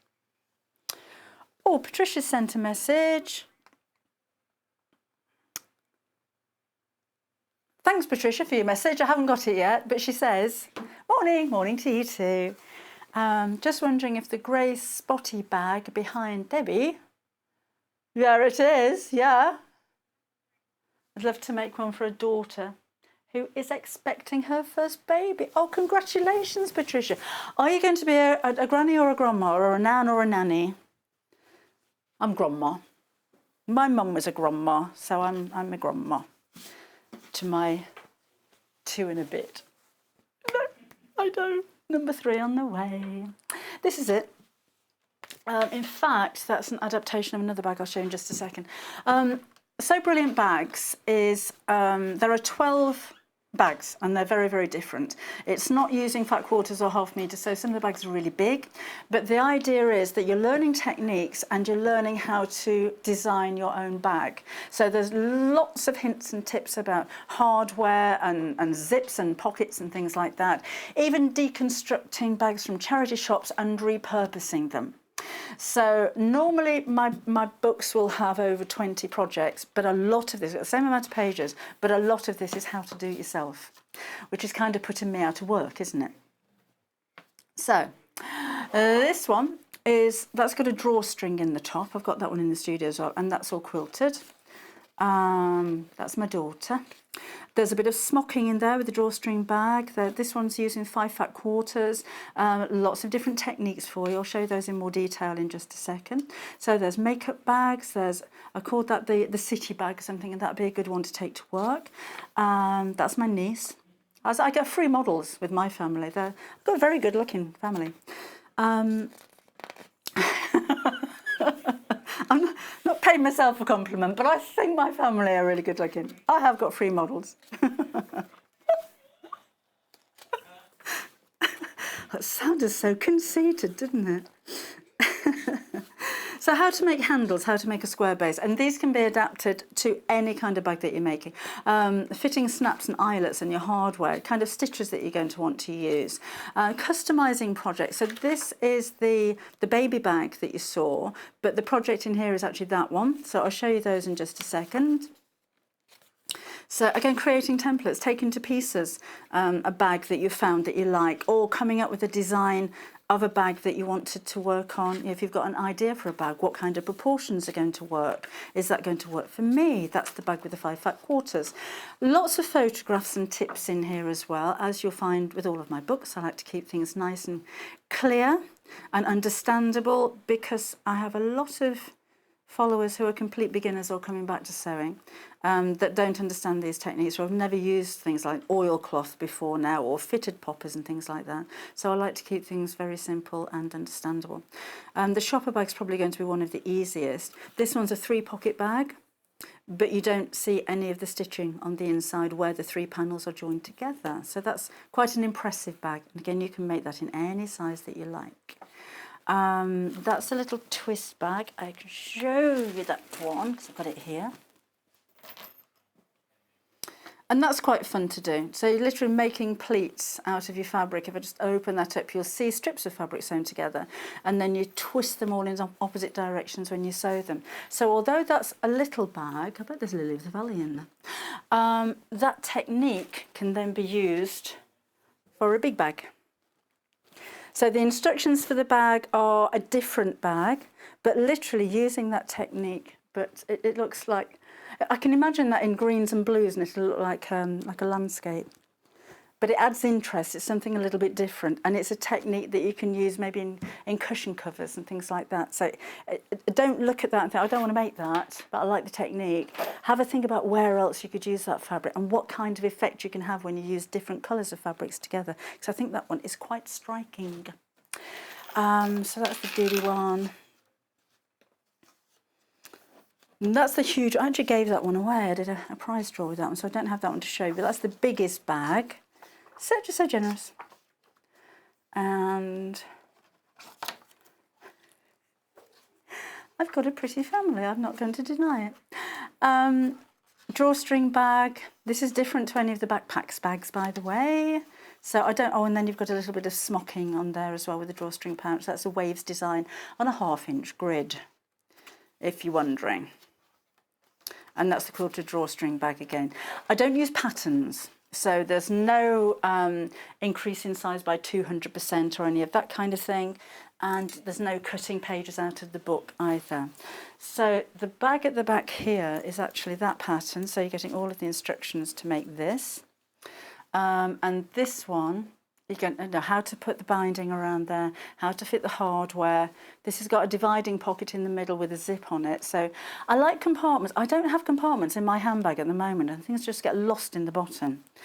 So that was then transformed into a baby bag just by adding little elasticated pockets at the side. That one's using Bosal foam. This one's using H640. So again, you can get different results from your bag making depending on how you're going to interface it. But all of that again is explained in the book. This is the one that used 5 fat quarters. So I thought, because it's a beachy fabric, that would make a nice beach bag. But there's working with different types of fabric. There's quilting fabrics, there's cotton fabrics, there's oilcloth fabrics. So the idea is, again, just to encourage you to have a go. Oh, I like the look of that, but I'd do this with it. I'd have the straps longer. I'd make it adjustable. I'd put a flap on it. Do it. So, and that's £9.99 for your book. Oh, and with the book, you need to be on the phones again, I'm afraid. Brand new for you today here at Sewing Street, but not available on the website at the moment. So 0800 001 4433. They're working hard this morning in that call centre, aren't they? Right. A reminder of our panel. We have under 50 of these left. Oh gosh. Isn't that beautiful? The grey fabric that we have that goes with this perfectly is on the website, and the Valiseline H640 fusible fleece is on the website as well. So you can go to sewingstreet.com if you want to order those. But while you're there on the phones, you may as well pop it on your order. But remember, we've got 1 P&P all day. So I'd jump on those phone lines and grab hold of this while we have it, and pay you £3.95 postage, and then have a shop around on the website, because we're not going to charge you any extra if you order anything else to go with it. So if you want a reel of thread, if you want a packet of pins, if you want a sewing machine, come back later on. Just make sure that you order this one if you want it straight away. The grey fabric that goes with it is this one. Oh, and Patricia says thanks for talking about the bag. Not a problem. That. Is it going to be a boy or a girl? My one of my nieces, has just found out she's pregnant as well about the same time. They don't want to know. They're going to wait and find out. I couldn't wait, me. The sooner the better. Just want to know. I think it's a surprise no matter when you find out. Just impatient, me. So this is the grey, which matches so well with your panel. So if you, with the bag that I made, I use this as the lining. So I've still got some of the panel fabric left for another project. So on areas that you don't see light linings, that's ideal. If you're making cushion covers and you want to save this part of your fabric, or you want to make lots of borders with this one and make a really big panel, then maybe the grey can go on the back. If you wanted to go for a white, it is a white, it's not an off-white or a cream. So if you've got white already, then that would work as well. Half a metre, and that's £3.49. If you want more, then it will come in one piece. So if you wanted to order a metre, I mean, if you don't want the panel, you just love that grey fabric, then you can order that on its own. That's a really nice quality as well. So I love greys. I think they just look really expensive. Oh, and the H640. This one has been chopped into, but I am going to use it, so that's all right. Oh, actually, that bit hasn't, has it? That's a new bit. A metre. So for the panel, if you're doing a bag like this one, come off there. 1, 2, 3, 4, 5, 6. You could probably get 6 pieces, and then there's a whole load left down the side as well. So plenty enough to make a bag. Plenty enough to make 6 bags of this size with 1 metre for £9.99, and again with some left over. So with this, this is a polyester fusible fleece. I wouldn't use it for a quilt that I was going to sleep under, or a baby quilt or anything like that, but this will give your bag a little bit of substance. So it'll encourage it to stand up alone, but it's still soft enough to sew through. The side with the knobbles on it is glue. You will need a hot iron, as hot as your fabric will take. Put this on the back of your fabric with the glue side facing up, and iron through the fabric with steam. I like the Valiseline out of all of the different manufacturers that I've tried, because I find it doesn't pucker, and a lot of them do. They don't tend to come with instructions, but this one does take steam. A lot of them don't. And it's washable, and it just stays in place. It's lovely. I use it a lot, and it's just £9.99 for all of that, which I shall be using in a bit. So again, remember, phone lines only for the book and for the panel. Should we chop it up? Let's chop it up and do something with it, right? So again, I'm going to cut 1/4 inch over the edge of the panel. So my seam line is going to be actually on the edge of the panel, so I'm not sewing into the print. 1/4 inch there. If you don't have a rotary cutter ruler and mat, do take a look on the website. For accurate cutting on panels like this, I think they're an absolute must-have. Use them a lot anyway, in fact most projects. Not a day goes by when I don't use my rotary cutter, ruler and mat, but particularly when you're cutting lots of straight lines like this. And this is the Alpha cutter. I've got a Creative Grids 24x6 ruler and a huge cutting mat, all on the website. Okay, so that's that. And then this is going to be a cushion cover. Oh, hi, Leslie. Oh, Angie's a nana to Leah Louise Hobkin boys. Oh, Leslie says, hi Debbie, loving the look of the new book. I'm a complete beginner. How easy are the projects for someone like me? Everything that I do is aimed at beginners. The majority of people that I talk to, that I deal with and that buy my books are beginner sewers or people that have sewn years ago and they're coming back to it. So absolutely the book is suitable for a beginner. But there again, if you're a bit more advanced and you want a little bit of inspiration, nothing to say you have to follow everything by the book, so to speak. Right, let's cut these strips out. And I think we'll go for a different tone of strip on each side because I've got lots of them. Well, there's 1, 2, 3, 4, 5 of them anyway. So again, this is where your rotary cutter comes into its own.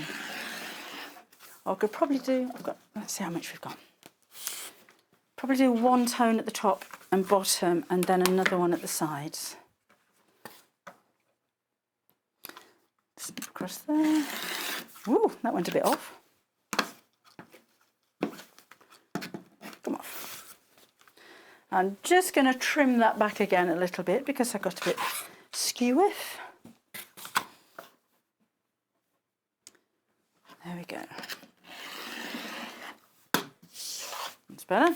And we'll chop down the sides. So I'm just going to do the top 2 pieces with this one because those are the most contrasting. I think those are going to work well. Should put my shoes back on again, shouldn't I? If I use the ruler the right way around, it might not stretch. You may wonder why I've shrunk 6 inches. It's because my feet are killing me.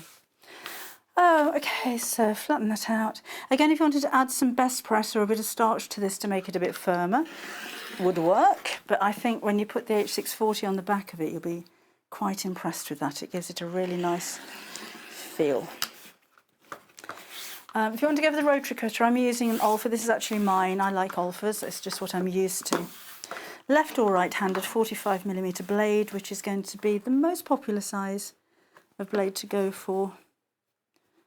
Just cut that straight. Oops, look at that, went across the ruler. There we go. Always lock it out when you're finished. So we just go with those 2 for now. Now then, let's have a look.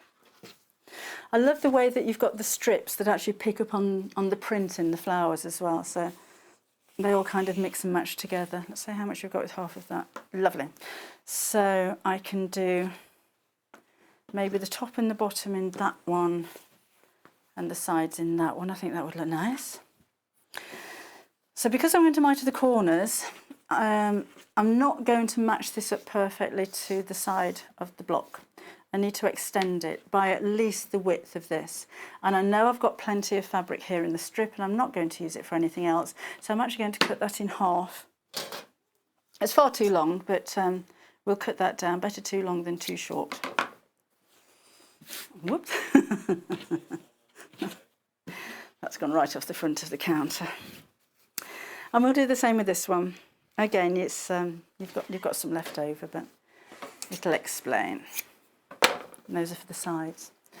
So I'm going to sew these right sides together. Thank you very much.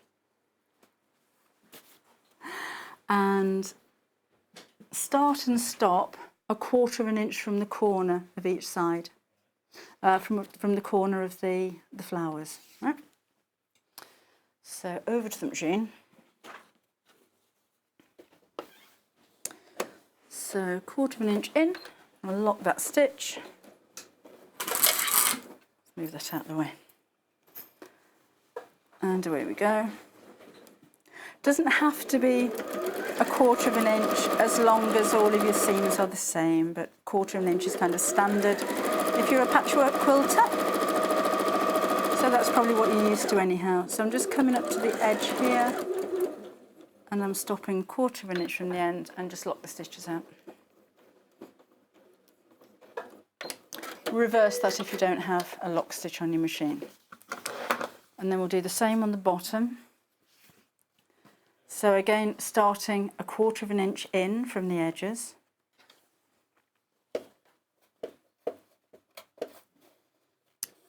Go down. Lovely, lock that out.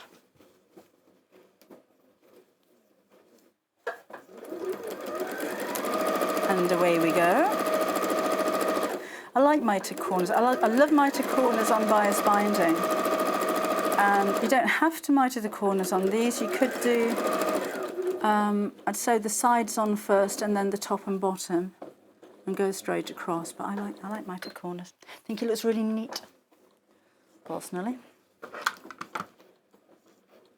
And snip. And then I'm going to open this out and just finger crease it for now.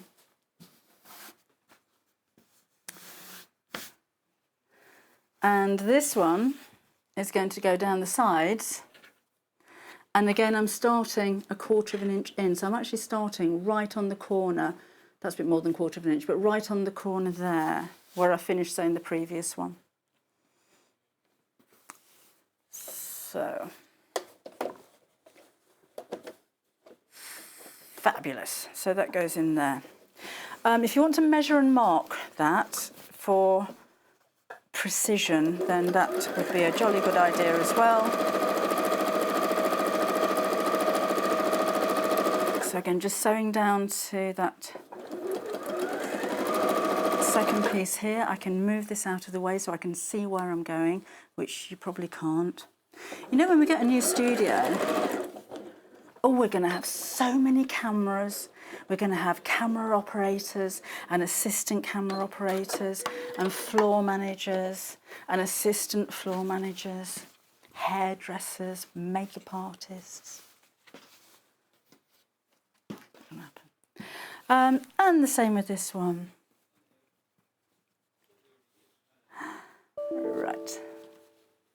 And again, sew down the next side here. 1/4 of an inch from the end. So all those points should match up. And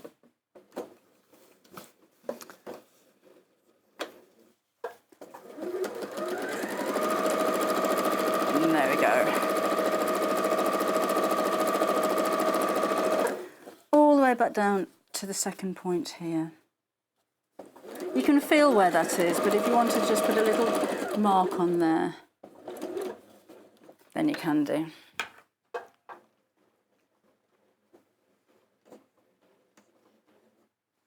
There we go. Now, let's take this out. Going to press it. And then we'll get those corners mitered.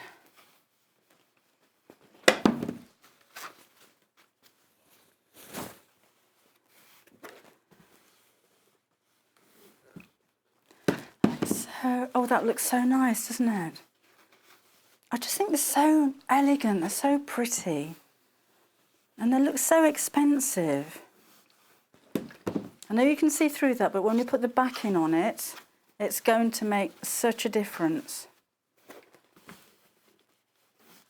Okay, so that's all nice and flat. So let's take that away. I shall need a marking tool, so we'll go for an air erasable. Available on the website. The panel now, there's less than 30 remaining, so don't delay. Shop today. But remember, I went all 1940s then for a second. Ding dong. Only on the phone lines for the panel and the book. So on 0800 001 4433. You can stop watching this if you want to go and place your order, because if you do want details of what I'm doing, then you can take a look on our YouTube channel, because hopefully by the end of today, all of these shows, all of the live shows will be repeated on our YouTube channel. Right, now I'm going to take the two sides, one corner, and fold these over so those two seams are matching. So that should all line up lovely. That's perfect. And because I left the 1/4 inch at the end here, I've got a nice little Y shape there. So I'm going to stick a pin in that bit. Just hold those together as I sew. Just to hold that together. And then I'm going to line this up on the markings on my mat. Take my ruler. Go right up to the fold. Make sure that's all nice and flat. And draw straight across. And that point there is exactly where I left the 1/4 inch seam allowance. So I should have a Y-shaped seam. I just scribbled all over it. So let's take this along here and let's sew. And again, right up to that point where the two seams meet, stop, do a lock stitch or reverse if you don't have the lock stitch. Then the pin can come out, and let's just open this up, and you should have a perfect 45-degree angle in the corner. So now I can chop that bit off. I'll press it in just a second. And we need to do the same on all the other corners. It's effective, doesn't it? So again, fold over so that you've got the corner meeting. So those seams are meeting there. It's not quite meeting there, but it will do. And pin in this side. Line up your ruler with the fold, so this is extending that bias 45-degree angle, and draw a line. And that again should meet right where those two seams have already joined. I will square this up before we go any further with it as well, because I think it shifted a little bit, as tends to happen when you've got longer pieces of fabric, so don't worry about that. So that's that. And just make sure it's all perfect before you trim anything back, just in case you need to unpick anything and do it again. Do it again. So over with those two seams together. Point of those joins right in the corner, seams lining up here. There's my join, and there's my pin, and there's my ruler. Oh, I've done it again, haven't I? So line up with the fold. So this is a 45-degree angle. That's not quite right, is it?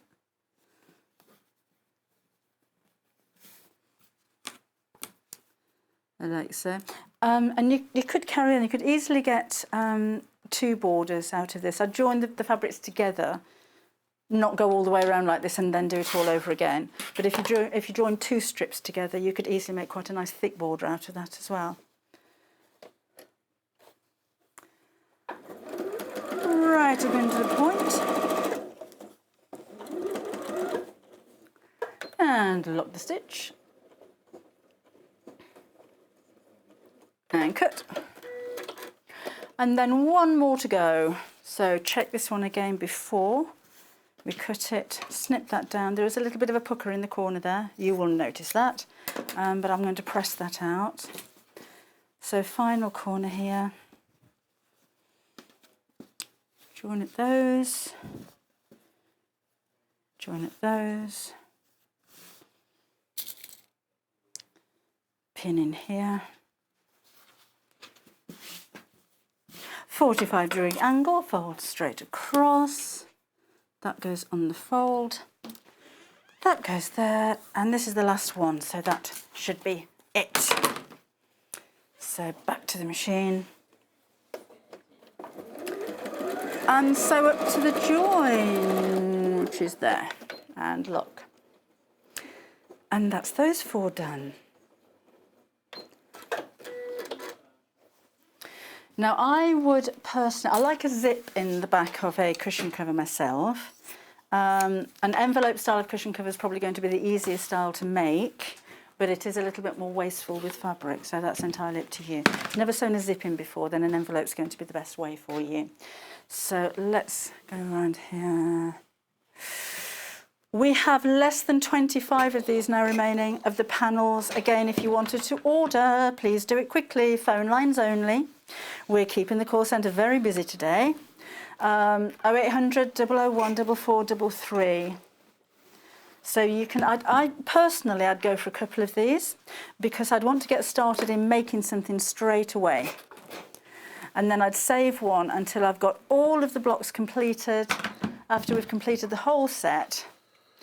And I'd make a quilt out of it as well. But meanwhile, you could be making table runners, cushion covers, placemats, things to match around your home. So let's trim this down to size. So this is squaring up my block. So, and that's just trimming off those little edges there as well. If you've got your large 22-inch ruler, then that would be a good time to use this one. Let's trim this back there. So it's moved a little bit. That's fine. And this side. Again, measuring the side here. So this is now 2 inches. I've only used a 1/4 inch seam allowance. These were 2.5 inches thick. But I had a little bit of a wayward thing going on there. So I'm trimming it all back so that it's nice and straight and square and all the same distance from this line here. Oh, no it wasn't. Oh. There we go. Now this is going to go over my H640, so I'll need the iron again. And might not have time to finish the whole thing, but I think you will have an idea of the way that it works. So that goes on there. You can order your H640 on the website, or you could phone the call centre. If it's if it's only H640 you want, can you order online? Paul, a voice is going now.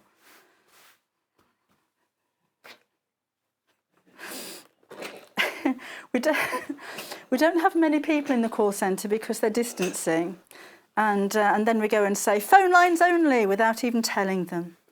They don't get a break. They're not going to get lunch today. They've all got sore throats. They're exhausted. They're literally pulling their own hair out now. It's a good look.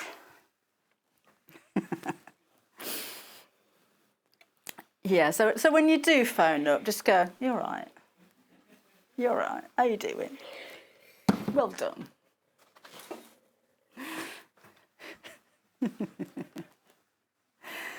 Mind you, the call centre is so busy, they're probably not listening, so. Okay, so let me cut that down. So I'm just using scissors for that.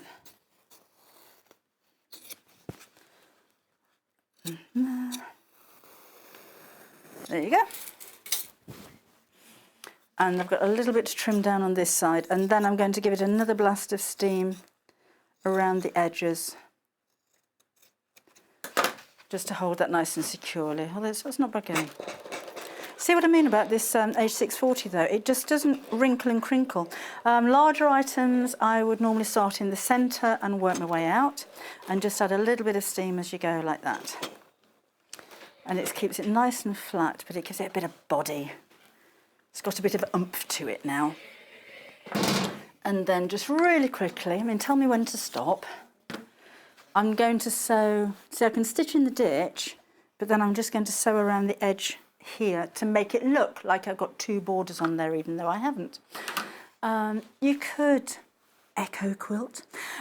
Stitching in the ditch, if you didn't know, is stitching over an existing seam. To be honest, stitching in the ditch is quite a challenge. I'm not brilliant at it because you have to have a completely straight line straight over the top, and if you diversify even slightly and have a little bit of a wobble, then it's very noticeable. So if that's the case, I mean, this is going to be quite easy because you don't have an existing stitch line. We're going to make it look as though it is, but if you wanted to carry on quilting, you might find it easier to do an echo quilt, which is stitching either side of the seam by about 1/4 of an inch, and then if you do get it a little bit wobbly, it doesn't matter quite so much. Some machines, I'm not sure about this one, will have a stitch in the ditch foot, which can help you. It doesn't have one, but I'll tell you what it does have. A blind hem foot that's got a guide in the centre. So I could actually use that one as a stitch in the ditch foot, or if you have, what's this one? That's 1/4 of an inch foot with a guide at the side.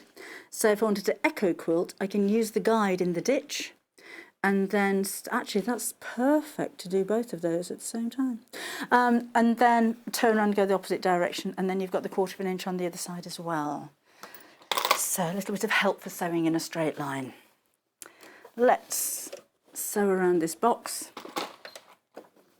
with my 560. We featured the 550 yesterday. I'm just going to increase the stitch length on this for 2 reasons. Firstly, when you're sewing through something like wadding, it can slow your machine down and make the stitches smaller anyhow. And secondly, this is a top stitch. It's not a seam, so it doesn't have to be strong.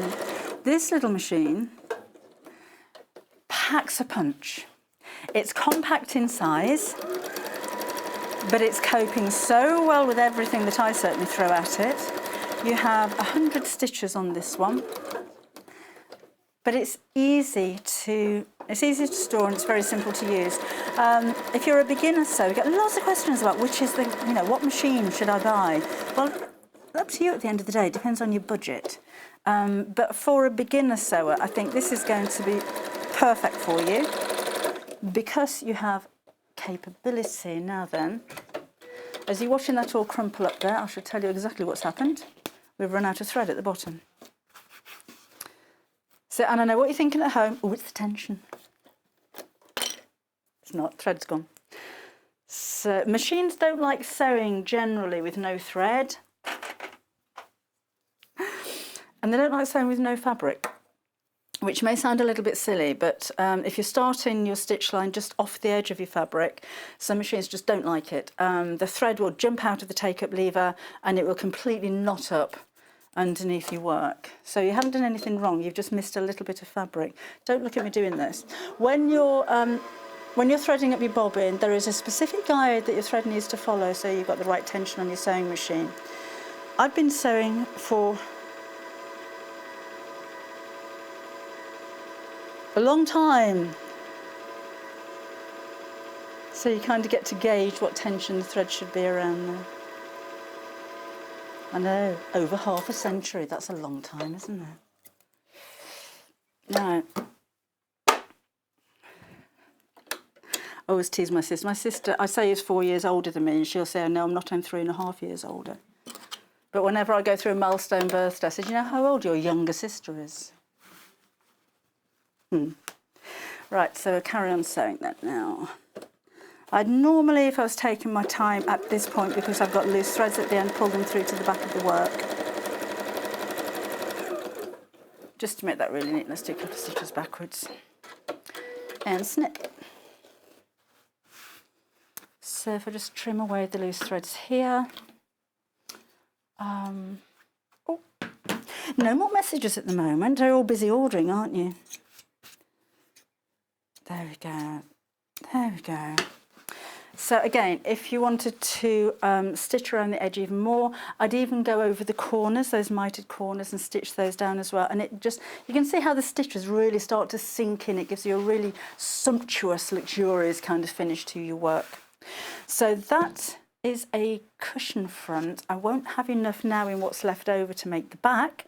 I could do some ribbon ties with those. That'd be nice, wouldn't it? So in which case I'd make the cushion cover a bit more like a pillowcase. So it has one flap that goes on the inside, no, two flaps that go on the inside, and then trap your straps in between. You can have little bows at the side. That would be nice. Or, as I said, there's plenty enough here if I wanted to go around twice and make that an even bigger cushion pad. It's up to you. The bigger the better, isn't it? Because the more comfortable they are, the bigger the cushion pad that you go for. So where are we? Shall we carry on? About 10 minutes left on this one. Okay. So we'll use some of the grey. Now, for something like this, I'd line it, but that is a lot of fabric. 2/3 of the stock of the grey is sold out. But for these purposes, I'll show you, because it'll take a while. I'll show you what I'm going to do with this. And I'll explain about lining as well. So let us just go along here. So I'm just cutting this to the same size as my front of the cushion. It's like about a big cutting mat. I'm going to chop the selvages off the end here. And then I've got, what's the fold? I'm just trimming the fold off, so I've got 2 pieces of fabric there. And then fold that in half, press. Fold that one in half and press. So these 2 pieces are kind of the length of the cushion pad, and then maybe 5 inches across the end as well. That's not set in stone. So when we put these right sides together over the top of your cushion pad, so your cushion front, is face up, those are going to overlap. And that's what makes the envelope cushion back. Let's just do it. Come on, let's do it. I'm going to cut a couple of pins where the fabric folds over and at the end, just to keep those in place. If I'm lining this, I would sew across one side all the way down now, and then put another square piece on the top, so exactly the same size, and then sew all the way around the edge, but leave a gap in the side that I've sewn all the way down. So then when you turn it inside out, you're going to have a hole like you would do if you were bagging out a bag, which you'll need to hand sew closed, but it means you don't see any raw edges of fabric on the inside of your cushion cover. If I'm making a cushion cover for myself, I wouldn't bother. I may finish off the edges with an overlocker, because cushion covers at some point generally will be going into the wash. Got overlockers coming up in the next hour. But if this is just a decorative cushion, if it's going to be one of those that you just throw on the bed, then I wouldn't worry about lining it and finishing it and all that kind of stuff. If you're giving it as a gift, definitely. If you're selling what you're making, definitely. It really gives a really professional finish. Now, as I'm just sewing around in this box, if you haven't placed your order yet, please could you do it now, because we're about to sell out. I was going to say check out your baskets, but you can't. You need to order on the phone lines. So it's 0800 001 4433. There's not a lot left if you wanted to multi-order, but you can still do that. If you wanted to order 2 or 3, then please do it now, because it's going to go. Right. I'm sewing from the cushion top side as well, not the lining side, because my lining's slightly wider. It's moved a little bit. I'm going to chop off the corner, so at least I know now that the cushion is square. I'm not sewing to the lining. We'll just snip across the corners so that we can make those corners a little bit more pointy. Let's take the pins out of here. Turn this the right side out. Push out the corners, and I reckon, I'll measure it as well, but with using the border around here, you should be able to fit a 14-inch cushion pad inside. If you're just using the panel on its own, I'd use a 12-inch. I liked a cushion pad the same size as my cushion cover, because it makes it nice and fat. I like a plump cushion cover. So there's the front. Oh, that might fit. And there's the back. Oh no, it's too big. Oh, that's a shame. If you've got a cushion pad that's too big, like this one, and that's all you've got, and it's hard. Don't do it with feather. I don't like feathers. I like them on birds. You can cut open and take some of the filling out and kind of reduce it down and make it smaller, but that's a shame. So let me measure this for you. If you do want to make the same, you will need a 15-inch cushion pad. There you go. But doesn't that, I think the H640 behind it gives a really sumptuous feeling. I think the mitered corners just give it a really professional finish. And actually looking at it now, that was quite by accident, having the shading down the side, it makes it look like a window, doesn't it? It actually looks as though you're being drawn in, like you're looking out of a window into beautiful flowers in your garden. Right, now we don't have many of those left. I just want to give you a reminder before we move on, because you could free motion embroider over these, in which case you might need some embroidery thread. I'm really pleased with that. I think that looks really nice. So you can either make a bag, or you can make the cushion cover, and you've got a bit of fabric left over, or you can save them all up and make a quilt. We'll have to get more of those. We will have to get more. And on the website. Okay, because in here we have 50 embroidery threads for £49.99. That's £1 each. So I'm imagining, look at that. So I'd do the same colour. I wouldn't do black outlines. I'd keep it really very soft. But you can shade with the thread. So free motion embroidery, but then kind of change the colour of the threads as you go. That would look lovely. Oh, and then look. So you could really kind of outline the darker pieces, and then you've got the lighter pieces. And these are what you're getting. You know, this isn't a, you get what you get. That goes really nice. You could even use the embroidery thread to do all of your stitching and your quilting as well. Honestly, I would use those. I wouldn't use any of the other colours. Maybe that one. I wouldn't go introducing blue or pink or anything like that. I think it'd spoil it. But if you want to go for this at the same time, remember you've only got that one postage of £3.95 all day. And then you've got all of these for other projects as well. Interfacing wise for the back of embroidery is entirely up to you. If you're using an embroidery machine, I personally like tearaway stabilisers. But you could use water-soluble stabiliser, you can use an iron-on stabiliser, you could use a sew-in stabiliser. That's entirely up to you. I like tearaway because normally whatever I'd embroidered, it's something like a cushion cover, or it's softer. If you're free motion embroidering over something like this as well, I'd still put some stabiliser behind it. Even though I've got the fusible fleece, I'd still put some stabiliser behind that, because when you're embroidering either on a machine or free motion embroidering, you've got so many stitches going over the fabric all at the same time. That's why the thread is fine, but it can make your fabric pucker, so it does need some kind of stability behind it. But there's those different styles out there, and the choice really is yours. All 50 of those, look at those, fabulous. Let me give you a quick reminder of my new to you book today, which is So Brilliant Bags. It's only on the phone lines, so 0800 001 4433 if you wanted to order this one. Quarter of the stock sold out. Lots of different styles and sizes of bags in this one. This one's huge, and I give you measurements, not patterns, so don't worry about having half the back full of patterns.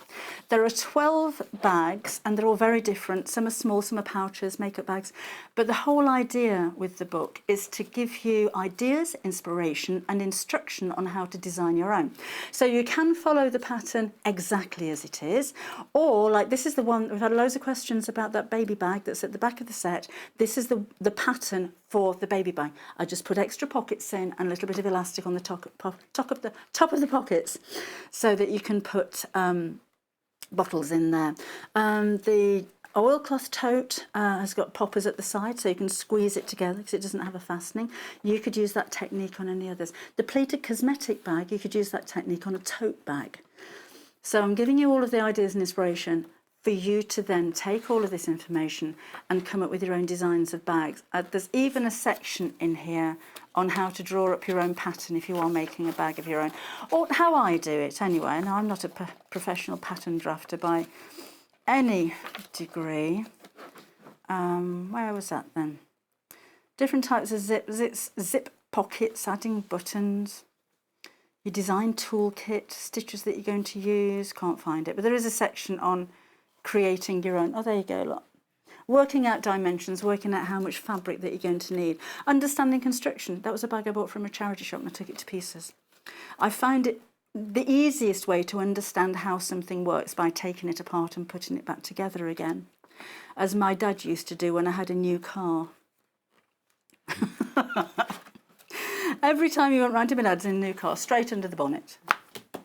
Bits and bobs coming out everywhere. He put it all back together again. He was a mechanic after all, but it's a way of understanding the way that things work, is to deconstruct it and then put it back together again. So lots of hints and tips and advice in So Brilliant bags there. And that's £9.99. Okay, that's everything for this hour. We've still got a couple of those panels left. If you wanted to order, please, on the phone lines. We've still got 3/4 of the stock of the book left, which is good. So again, just on the phone lines at the moment, please. And if you've already placed your order and you're all happy and content because you've got what you wanted, then do stay with us for the next hour. We're going to be talking about overlockers. And if you love the panels that we had on the show yesterday, might have a bit of a treat for you as well. So we'll see you again in around about 5 minutes' time. Shopping with us couldn't be easier. If you want to shop online, then you can head to our website, www.sewingstreet.com. It will redirect you to our sister channel Jewellery Makers landing page. Don't worry, you haven't gone to the wrong place. We're simply using their website temporarily while we're building our own web shop. Scroll down past the Watch Live part and you'll see all of the products that you will have seen on air on today's live show. You can also shop our catalogue by clicking a category, clicking a product to view closer and adding it to your basket. Once you're ready to check out, you will need to create an account, which is absolutely free to do so, but it will mean that you can check out on as many orders as you want throughout the day with still only paying one postage and packaging. If you'd prefer to speak to somebody in our UK-based customer service team, then you can do so via the free telephone line number 0800 001 4433. They will not only help you create an account, but will also help you with any of your online shopping.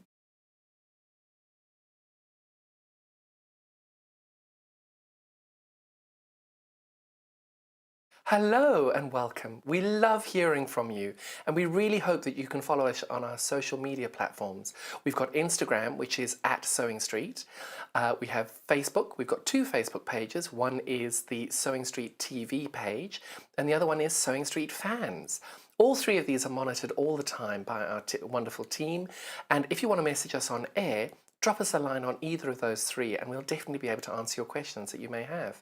If you post on the actual wall, we can perhaps answer there. Otherwise, message us as well. That works really, really well.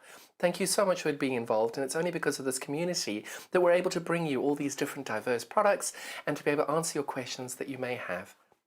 Another way you can stay in touch with us is by signing up to our newsletter. These newsletters are sent out to you very regularly and they include not only our guest profiles of upcoming guests, but also amazing shows that we've got coming up for you. And if you want to look at the amazing products before everybody else, that's the best way to do it. If you'd like to sign up and you haven't already, the link to follow is www.sewingstreet.com/sign up. You won't regret it. Thank you.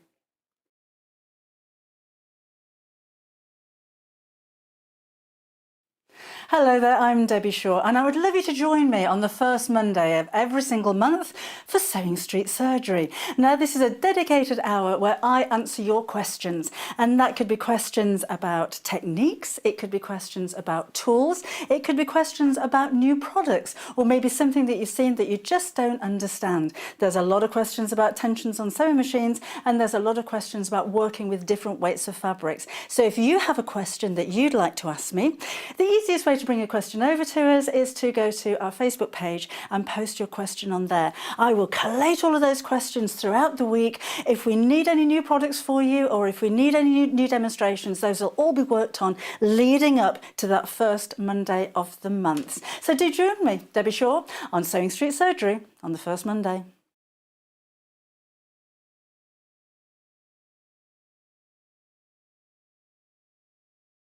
Would you like to take part in our weekly competition? If you do, then all you have to do is head to the Sewing Street fan page group on Facebook. Post your picture of your make. Myself, Debbie Shaw and John Cole Morgan love looking at all of your makes every week. We pick our favourite and announce the winner every Friday live on the show. Happy sewing and good luck.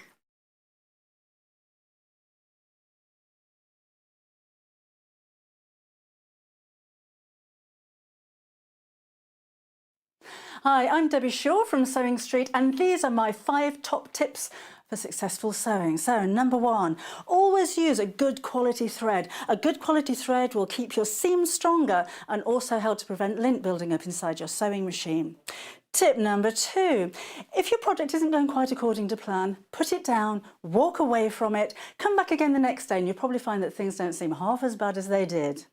My tip number 3, never throw away your sewing machine manual, always keep it to hand because you're going to find hints and tips, techniques and troubleshooting in that manual. You'll miss it if you lose it. My tip number 4 is to read your pattern instructions before you even cut out your fabric. Different manufacturers of patterns will give you different instructions, different ways of constructing your garments and different seam allowances. So to have a successful garment, you need to follow the instructions precisely. And then tip number 5 is don't give up. Every professional sewer sewed their first seam. Every professional quilter quilted their first quilt. Every professional quilter sewed their first line of wonky stitches and had to get out the quick unpick. That's no different to you. So I hope you find these useful. If you want more hints and tips, then why not go to Sewing Street on channel 74 on Freeview, on Sky 670, and of course we have a YouTube channel where you can catch up on previous demonstrations. We'll see you soon.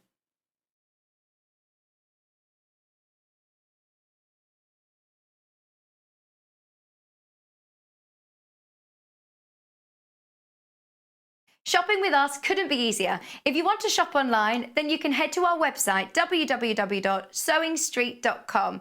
It will redirect you to our sister channel Jewellery Makers landing page. Don't worry, you haven't gone to the wrong place. We're simply using their website temporarily while we're building our own web shop. Scroll down past the Watch Live part and you'll see all of the products that you will have seen on air on today's live show. You can also shop our catalogue by clicking a category, clicking a product to view closer and adding it to your basket. Once you're ready to check out, you will need to create an account, which is absolutely free to do so, but it will mean that you can check out on as many orders as you want throughout the day with still only paying 1 postage and packaging.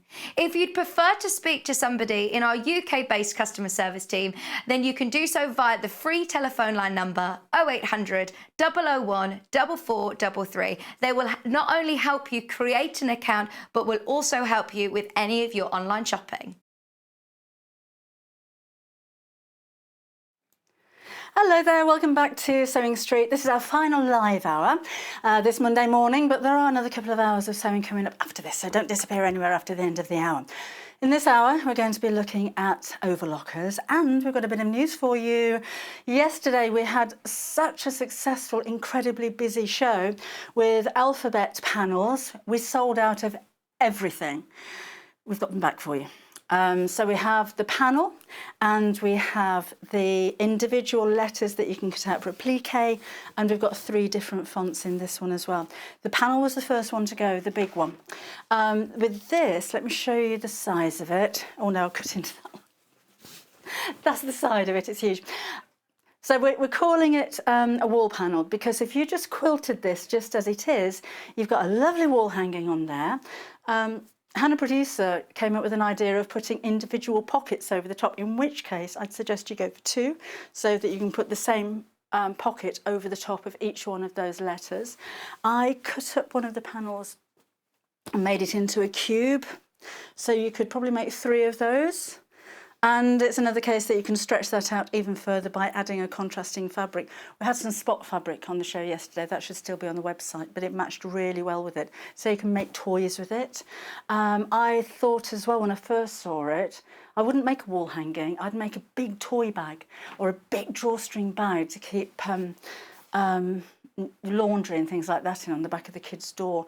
It could be a play mat for the floor. A floor mat. You can put a bigger border around there as well if you wanted to make it even bigger, or again cut out all of those individual squares with letters on and use those for applique. So as long as you've only got one of each letter in the name, you could spell out a name. So you could have Jim, or or or Jim. Or you could have Joe, you could have Deb. But one letter of each. But it's lots of fun, 100% cotton, printed in the UK, and loads of fun to work with. If you have a look on the website, go to sewingstreet.com, and this is what you're going to find. So that's our homepage at the moment. We are on the Jewellery Maker website, but that's fine, just to make you aware. And if you go into the search bar at the top, you can put the code in there, which is coming up now. So that's HBUU38. Right, there isn't an image, but that will be it. So that's how you order on the website. So add to basket, then proceed to checkout before we sell out all over again. So that's on the website. If you find it easier to order on the phone lines, we're keeping them ever so busy in that call centre, it's 0800 001 4433. And it's the same with all of the panels. They have literally just come back in stock like this minute. So that's why we haven't got pictures and things on the website. Everybody's getting confused with those. That's the same for all of the panels. So that's the one that you can make a quilt out of as it is. This one is the traditional, and you do have more than one letter of these. There's one capital letters, but the letters that you're going to use more of, there are more of them. So you can actually spell some words with this. I got a happy birthday and a sewing seat out of mine. Then I had to format another T out of a J to make the street. And you've got numbers 0 through to 9, so you've got 10 numbers there as well. All with spots in the background, spots and little small prints. So again, you can mix and match those with different things. This is my happy birthday. I used Bondaweb on the back. These are only stuck on. It was quite a rush to make some buntings. I'd normally sew that, but this is literally glued on. You don't even have to sew to use them. And by using the Bondaweb, have a look on the website. That's not going to fray. And this is my sewing street. In fact, it was it was actually sewing stree. And it was the T on the end that I formatted. It was right on the end because I thought you might not notice, but I've told you now anyway, so it's, may as well have just said what I did. So yeah, and I've still got letters left from there, obviously, so that was just a little bit of fun. So that's the traditional. Phone lines only, again, remember. Then we have the greys. So a more modern font with these. Love the greys. So you could use these as applique on a quilt, maybe with names and birthdays on there, cushion covers, drawstring bags, bunting again, home decor, wherever you want to. Really make things personal. So all in the different shades of greys. And finally, you've got the same font that honestly went so quickly yesterday. Nearly went home early and everything. These are the brights. So same font, just lots of bright colours. I used a little pair of Fiskars scissors to cut them out, and I just sat there in the evening watching TV, having a chat with my daughter and chopping them up. But I didn't cut the middles out of the letters, so like the D's and the B's and the Q's and the A's. I left the centres in. The intention was to mount them onto some white fabric so you wouldn't see, but I didn't, and it kind of looks okay. And I left a little bit of a white border around the edge as well, so I didn't have to be exactly precise cutting them out, which made it easier. But if you've got some time on your hands and you want to maybe take it out in the garden, Wednesday is going to be a good day apparently. Can't guarantee you're going to get this for Wednesday, but when it's a nice day outside, but I don't know about you, I can't sit still and do nothing. I couldn't go outside and read a book. I've got to create something. I must get round to doing the garden. I've got my gardening gloves out. I haven't used them, but I got them out. Actually, after this show, the show that we had yesterday where we sold out of everything is repeated. So in that one, I'll take you through the heat and bond and how to apply it and how it works and iron it onto a project. Make a piece of posh bunting out of it as well. Only the one pennant, but this isn't posh bunting. This is thrown together bunting. Yes. a piece of bunting with one pennant just wouldn't, it'd look like a thong, wouldn't it?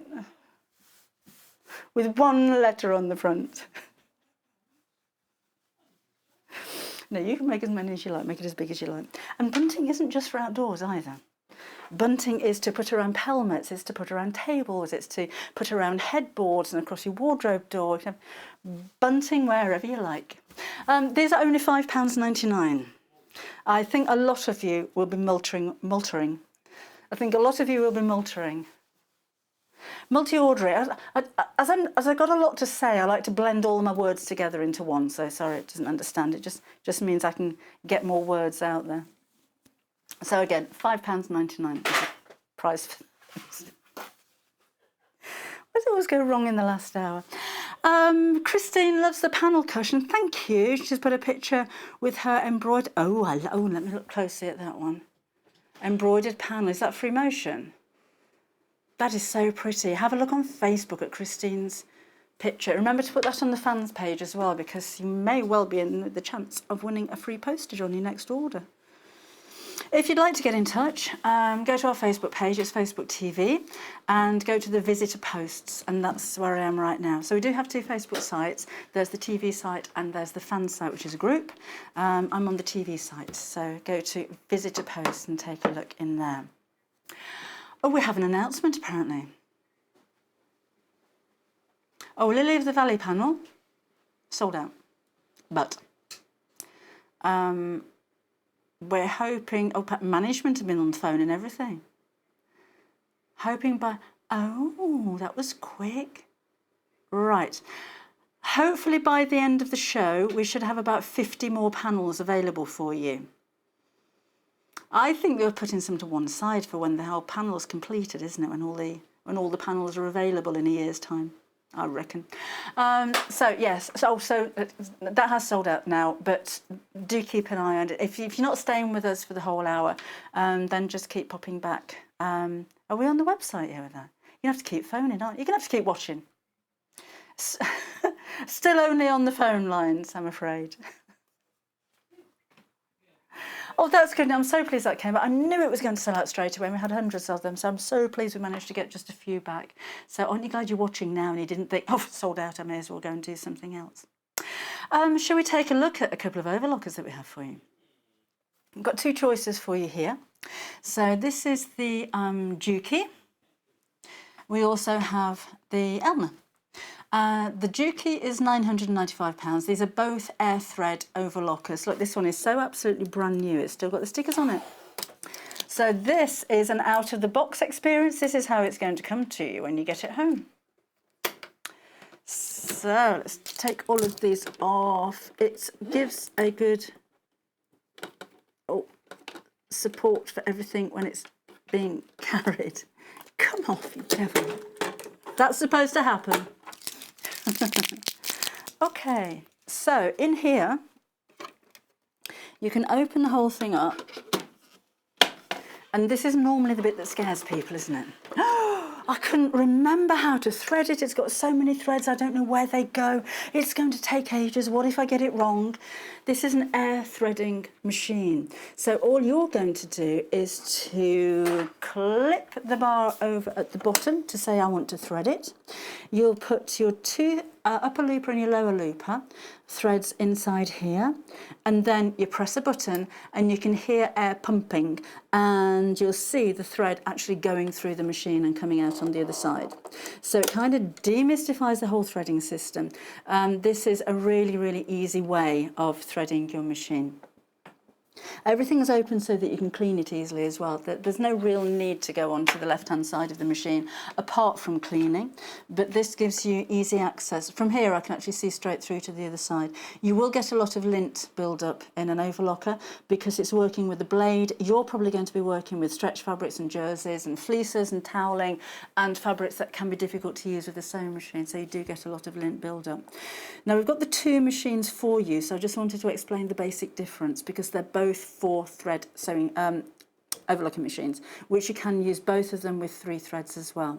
With the Dukey, You've got an LED screen at the front, and you've got 15 stitches across the top that you can choose from as well. So literally by pressing a button, you can choose the stitch. The second difference is the actual air threading system itself. With the Elna, you pump the thread through yourself. I'll show you that later on because that's the machine that I've got. So you have a pump system on the side and you pull it up and down to pump it through. This one's got a motor. So you press a button and you'll hear bang, bang, bang, bang, bang, bang, and that's the air actually going through the machine. The other advantage that this one has over the Elna is that it doesn't matter in which order you thread the machine. With most overlockers, whether they're air threaders or not, you'll always start on the left-hand side and thread through to the right. And if you break a thread, you have to unthread the whole lot and start again from the left to the right. But that doesn't happen with the Juki. They've both got differentials. They're both 3 or 4 threads. There is a difference in price. And that kind of explains why. They both do the same job. The stitch that you see coming out at the side is exactly the same. They'll both do a rolled hem, they'll both do flat lock stitches, but this one is a little bit more advanced because of the LED screen and the pumping system that you have on the front here. There is another difference with these as well. With the little knobs on the side around here, turn that around, we have a symbol of a moon. Right, let me have a twiddle around. Is it on the other side? You can put it onto a quiet mode, basically, which again is another, I think, a minor difference, but it is a difference between this one and the other machine. So it's nice to bring you choice. You know, there is a couple of £100 difference between the two of them, and I like to explain why there is a difference between the two of them. This will be delivered to you directly from Juki. It comes with a 2-year warranty. They don't charge any extra P&P, so you still only pay £3.95. And Juki are UK based, so they're based in oh gosh, they're near Exeter, aren't they? Oh, I can't remember. But they're a UK-based company, so and they've been UK-based for about 25 years. So you'll have the help and support if you need that as well. There will be somebody at the end of the phone that you can get hold of. You're also going to receive 4 cones of thread to go with this, absolutely free. So that's a gift from Juki to you. I don't think we can guarantee which colours they're going to be, but they will be neutral colours. The machines come with a piece of fabric underneath here, and I kind of like that because that means that a person has actually tested every single one of the machines and stitched some of the stitches out. You can see there down by the side. So and in fact with Juki machines they do go through a rigorous testing regime before they even come to you as well. So you're looking at a build quality. Actually the same with both of the machines. They're both from really well renowned and well respected in the industry companies. So you're getting all the accessories you need, the spare needles in here, you've got your tweezers, you've got screwdrivers, and you've got a little brush to clean it as well. So if you have a look on our Sewing Street YouTube page, there is a whole demonstration on this machine and one of the Juki sewing machines actually from Gary from Juki, and he'll show you exactly how you thread it and how you get the effects of a rolled hem, 4-thread sewing, 3-thread sewing, and the likes. So that's your Juki. It's £995, and remember you've got a 2-year warranty from Juki as well. I have the Janome version of this Elna, so it's exactly the same machine, but with a different, same company, Elna, Janome, same thing. This also has a 2-year warranty. I paid £850 for mine. I think it's worth every penny. I love it. And in fact, we've gone, me and my daughter Kim, who's gone, she's determined to make a whole wardrobe herself with her own designs as well, so she's doing her own pattern drafting. We've gone a bit crazy on rolled hems recently. But this is why. This is one of her designs in stretch fabric. But look at the hem on that. That is so pretty. And it's so fun. In fact, we're going to start with that because I've only got 3 needles in the machine at the moment. But it just enables it. With having a differential, both machines have got a differential, you can stretch out the fabric and create this lovely fluted effect around the hemline. And it's a tiny hemline. It's about 1/8 of an inch maximum. And it's actually rolled over as well. So this in a contrasting colour of thread looks really pretty. But it just finishes off and it makes it really easy. Your alternative on a sewing machine would be to fold that over and fold it over again, and you're going to get quite a heavy hem on this. But this just means it's pretty and it's lightweight. She's done it around the sleeves. Oh, the gathering as well. All the gathering around here has been done on my overlocker as well. So I'll show you how to do that as well. But that's the actual garment. I think, so I didn't make this. She's used a sewing machine for the rest of the construction, but that's kind of what you make. So the difference between the gathering and the fluting is playing with the differential. So one of them is really tight, that makes the gathers, and one of them is really loose, and that makes the fluted hem. But I shall show you that in just a second, because I've pinched some of the fabric as well. So we're kind of starting backwards, but if I show you the rolled hem first of all, because I've only got the 3 needles in the machine as you need, and then we'll have a look at the differential, and I'll show you how to gather and how to make a fluted hem. Then we'll put the second needle back in again, chop off the threads, and then we'll do the air threading later on if that works for you. So, particularly with stretch fabrics, if you're going to work a lot with stretch fabrics, please invest in an overlocker. Even if you don't stretch to an air thread, you'll just find your seams are neater, they're easy to work with, and they're really quick. And all of the stitches have a stretch stitch. You do have the thread catcher little bin on the front. I'm going to take it off so you can see what I'm doing better. And again, you've got a box of accessories that comes with these. So, and this one opens up as well. So again, you can clean just the same with the Juki. Now, when I open up the front, I can't use the machine. The whole thing stops. So you can switch the machine off as well if you want it to be extra secure. But the only reason I'm coming around here, I'm not threading at the moment. I want to put this S over to the R. So the R is for a rolled hem. Over you go. I'm not going to take the blade away. So if I just turn the hand wheel slightly, you'll see that is the blade. That's really sharp. Don't go over pins with it. And that's going to nibble away at any loose threads or at the edge of my fabric. So that goes back over there. For a rolled hem, I need all of the tensions to be tighter.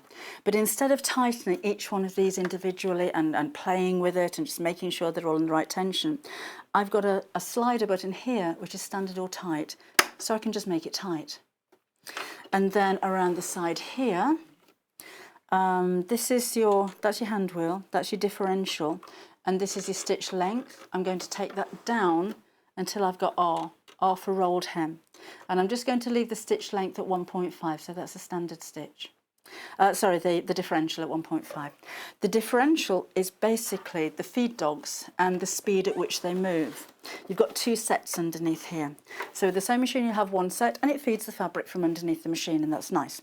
That's the way it works. But with overlockers, and the majority of them now, to be fair, you have 2 sets. So when you get this home and you've got your factory setting, so it goes that way, doesn't it? Both of those feed teeth are going to be working at the same rate to feed the fabric through. When you adjust the differential, you adjust the speed at which one of them or the other is going to feed the fabric.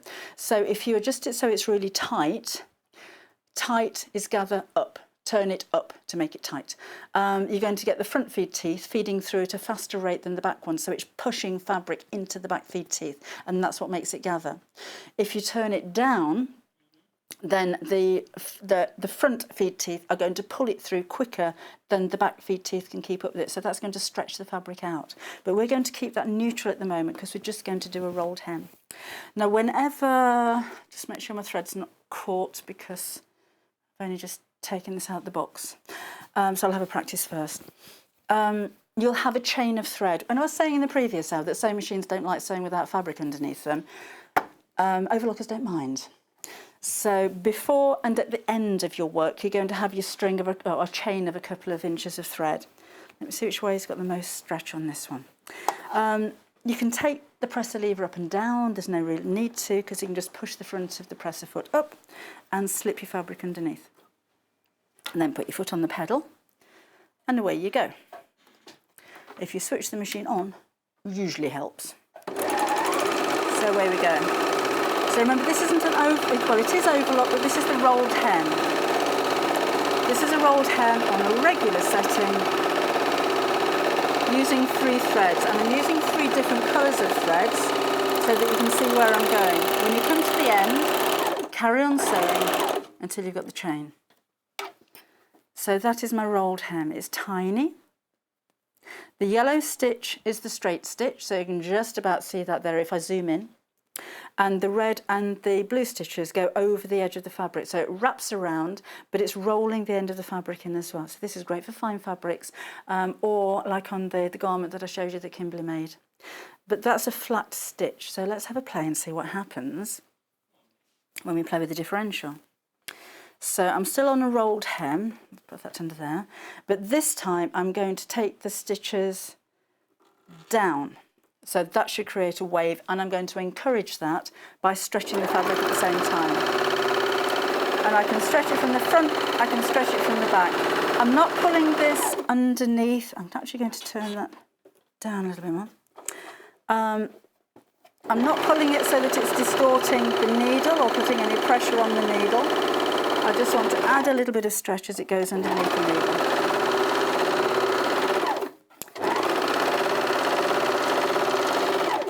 Let's come down to the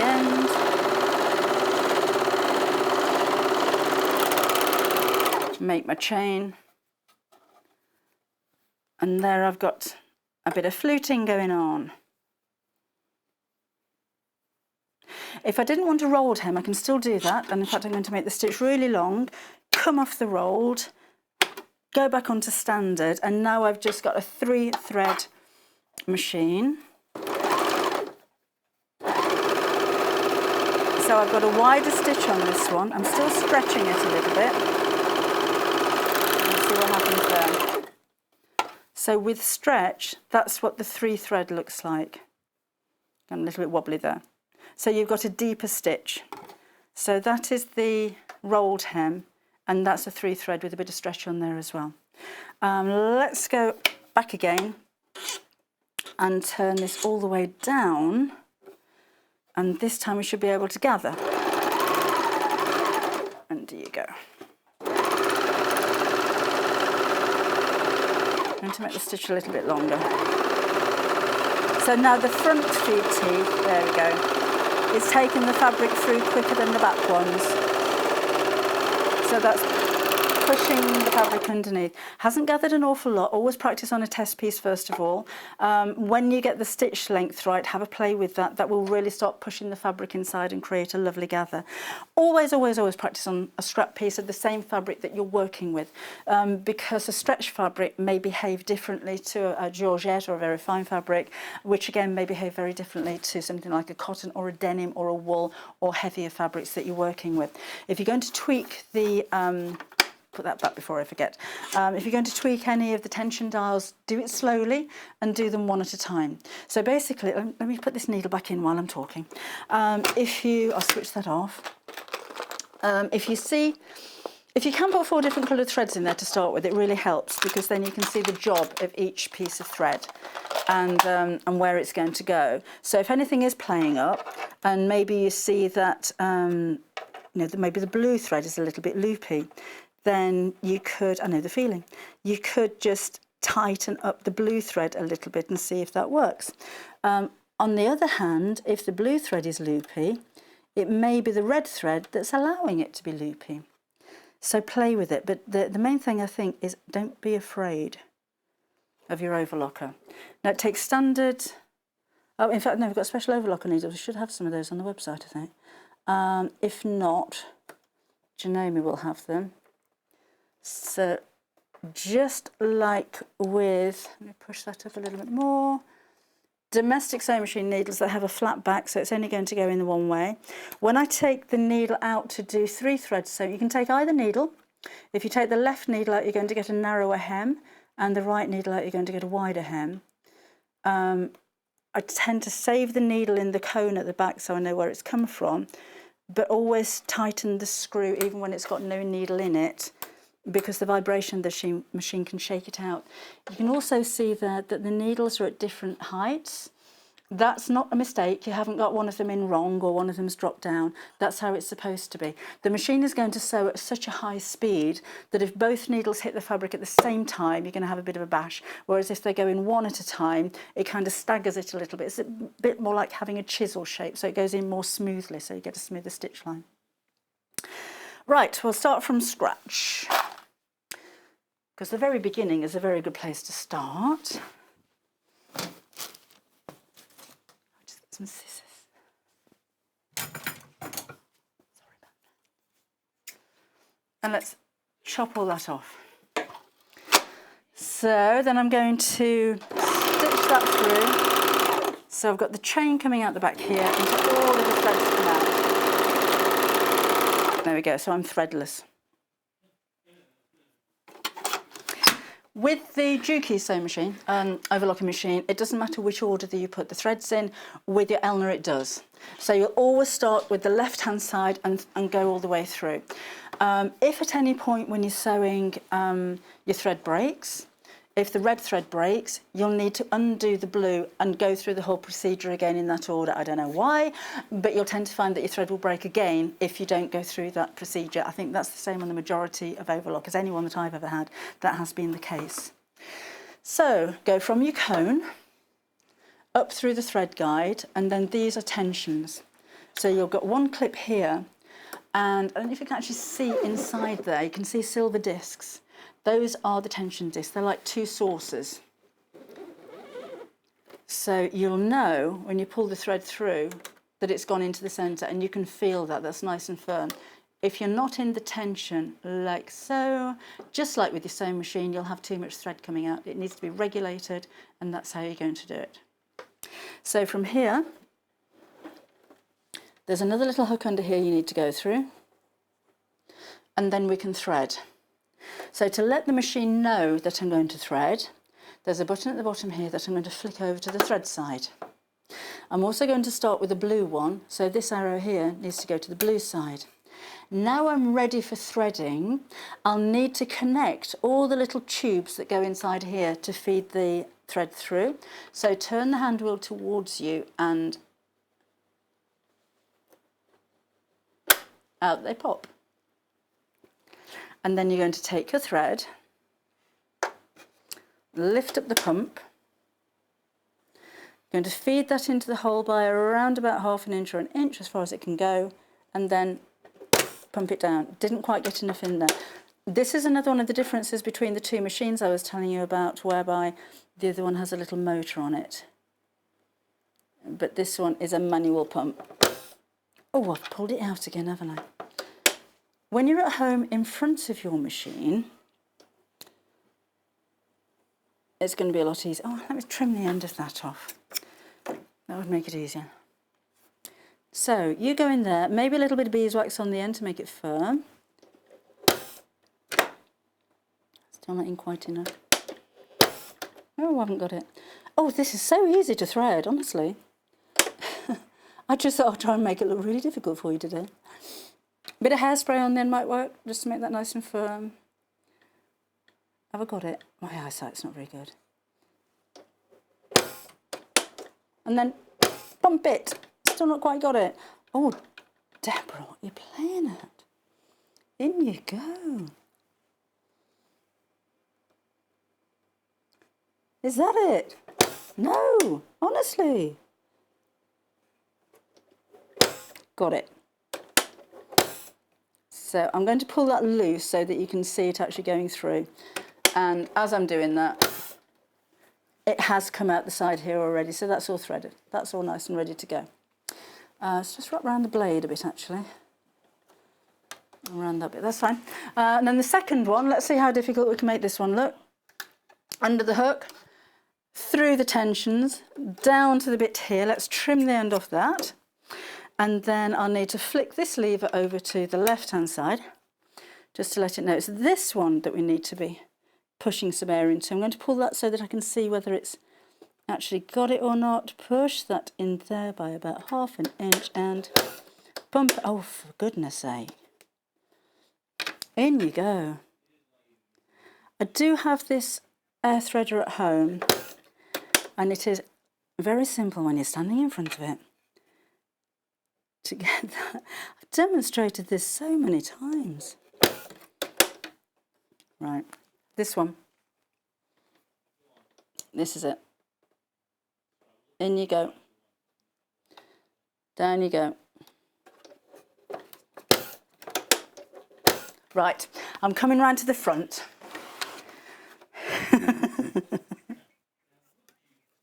How long have we got on this hour?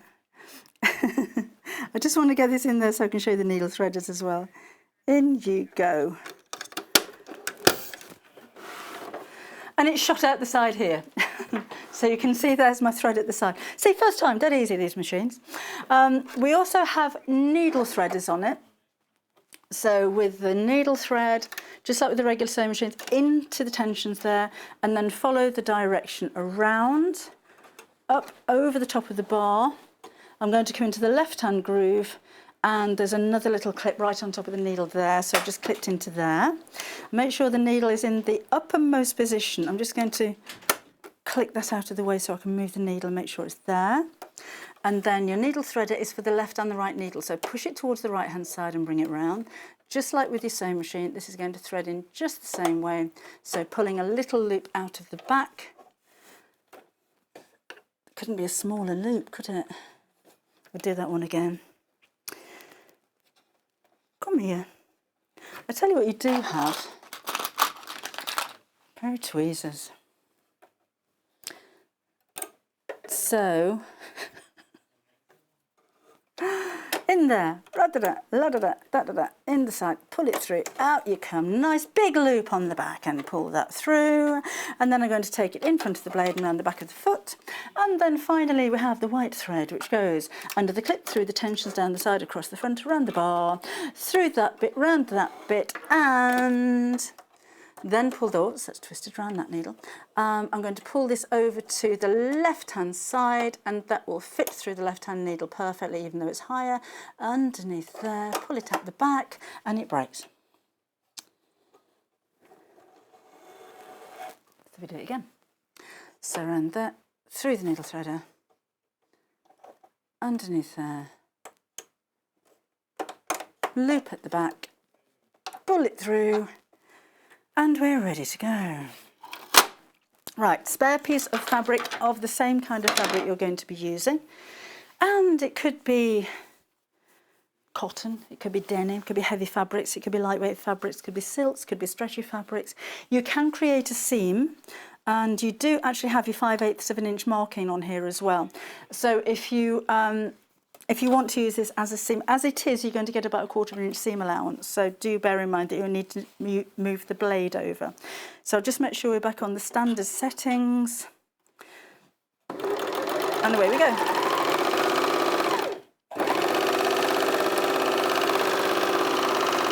I know. Before anybody says anything, I know.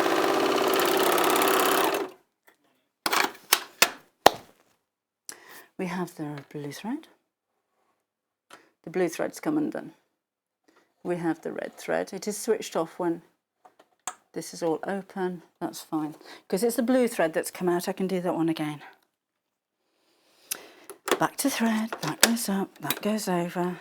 Trim that off. Do you know when Jane comes in and demonstrates the machine and does little pre-recorded shows? Can we do that next time? Because then we can edit all of this out and I can make it look so easy. Look at that first time in it goes, every single time. Oh, didn't put the blooming tubes in. So we do it again. So that goes there, that goes there.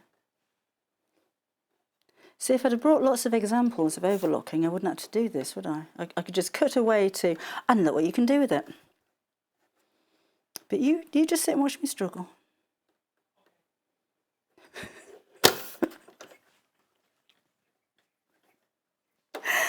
Please go in. This is entirely my fault. I just can't see the little hole there to push it down. Go on in you go, in there. Just has to, has to go in by about only half an inch. That's all I'm asking of you.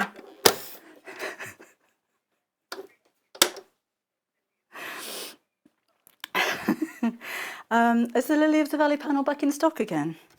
If you'd like to just disappear for a bit and go and order your Lily of the Valley panel, which is now back in stock, which you'll still have to order on the phone lines, which is 0800 001 4433, now would be a good time to do that. You know, when you repeat all of these shows on YouTube, can we kind of cut this one out? Right, that's in there. That is in there, isn't it? That's in there. That's there. That's there. Right. If this doesn't sew,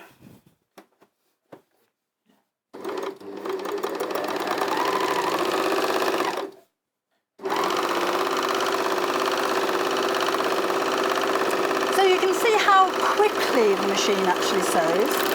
You can hear the speed of that machine as it's actually sewing. I just don't know why it's not. We've got that, we've got that, we've got the upper loop, we've got the lower looper. That's all threaded through there. That's in there. Let's give that under the pump. That comes out there. So that's all going through quite nicely.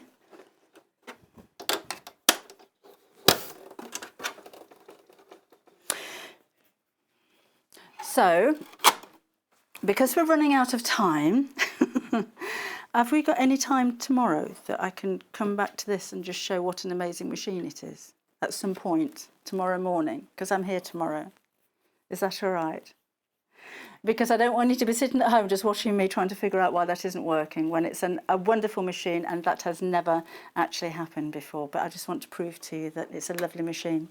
It's exactly the same as the machine that I have at home, which is ever so easy. 2-year warranty from Elna. You can do flat lock hemming, you can do your rolled hemming, you can use 4-thread hems, you can use 3-thread hems. If you're using stretch fabric, then this is an absolute must-have, or an overlocker is an absolute must-have. But yeah, come back tomorrow morning, or if you can't come back tomorrow morning, have a look on the website on YouTube after tomorrow's shows, and I shall show you what an amazing machine this is. But, oh gosh, we are running out of time. If you've got any questions, by the way, I do a sewing street surgery on the first Monday of the month. The next one is going to be on the 1st of June. So let's have a look at some more details.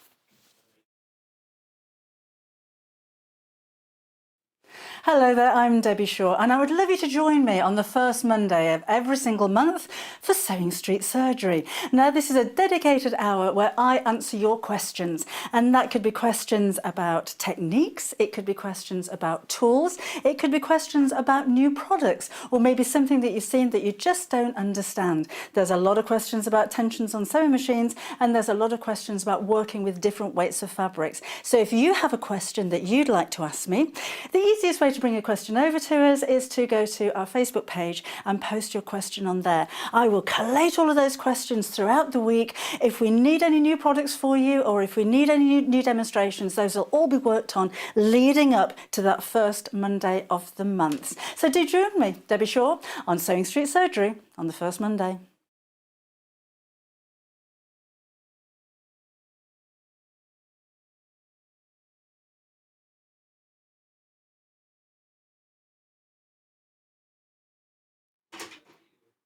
Right, so more overlocker tomorrow, it's going to work, okay? Meanwhile, we've still got more to show you in this show. We're kind of basing everything around dressmaking and the kind of tools that you're going to need.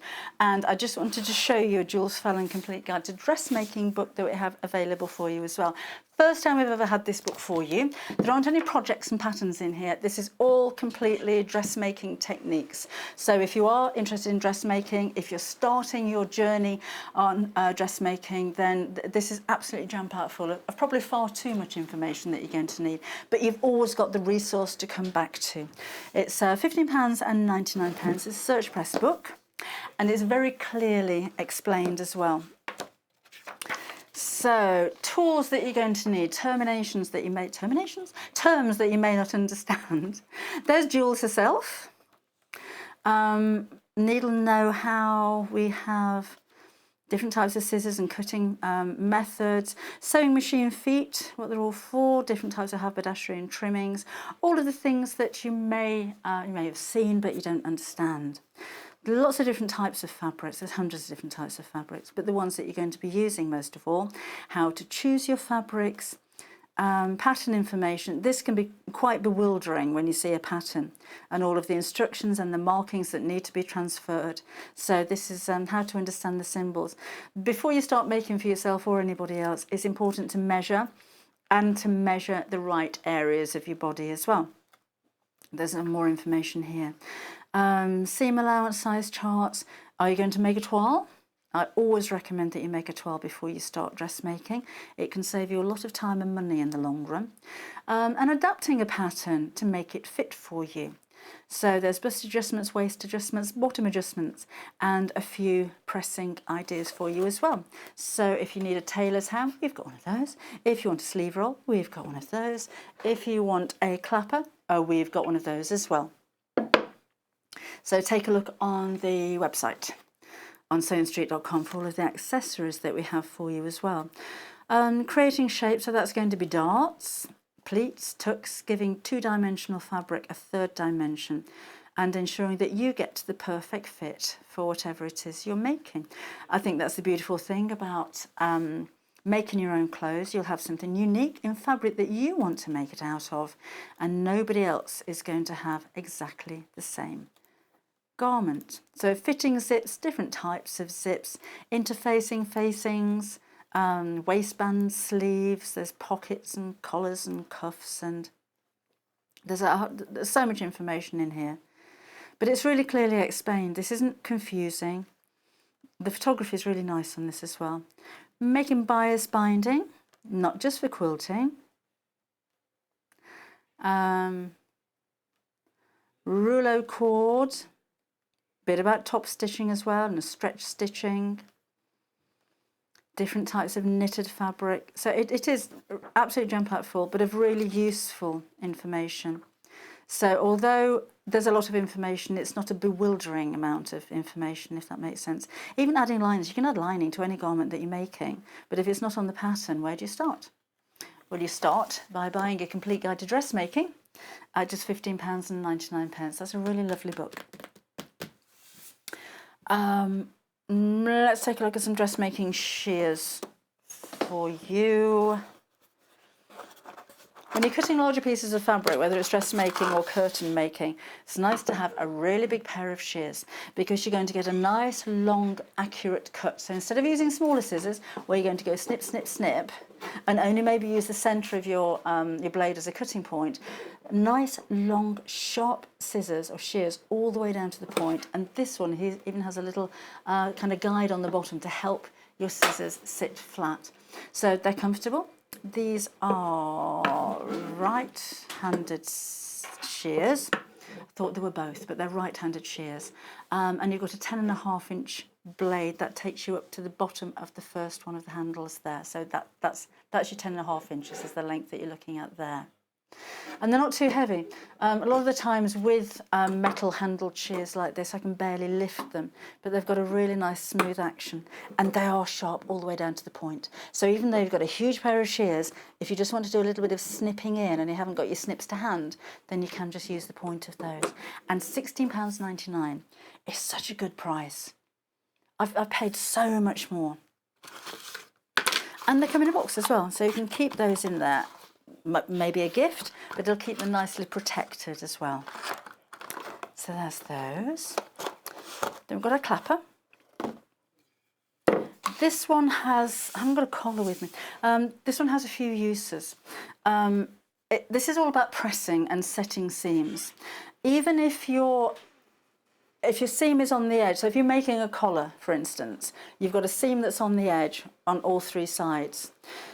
You'll have a better and more accurate seam, a better pressed seam, if you press the seam open before you press it closed. Now that's going to be very difficult if you've got an ironing board or a sleeve board, because how do you press the seam open on a collar when it's that shape?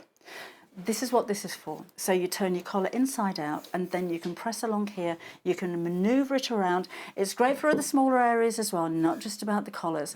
And the beechwood absorbs the moisture, so it draws the moisture, if you're using steam or any kind of heat, through the fabric, melding the stitches, which basically means that the stitches become part of the fabric.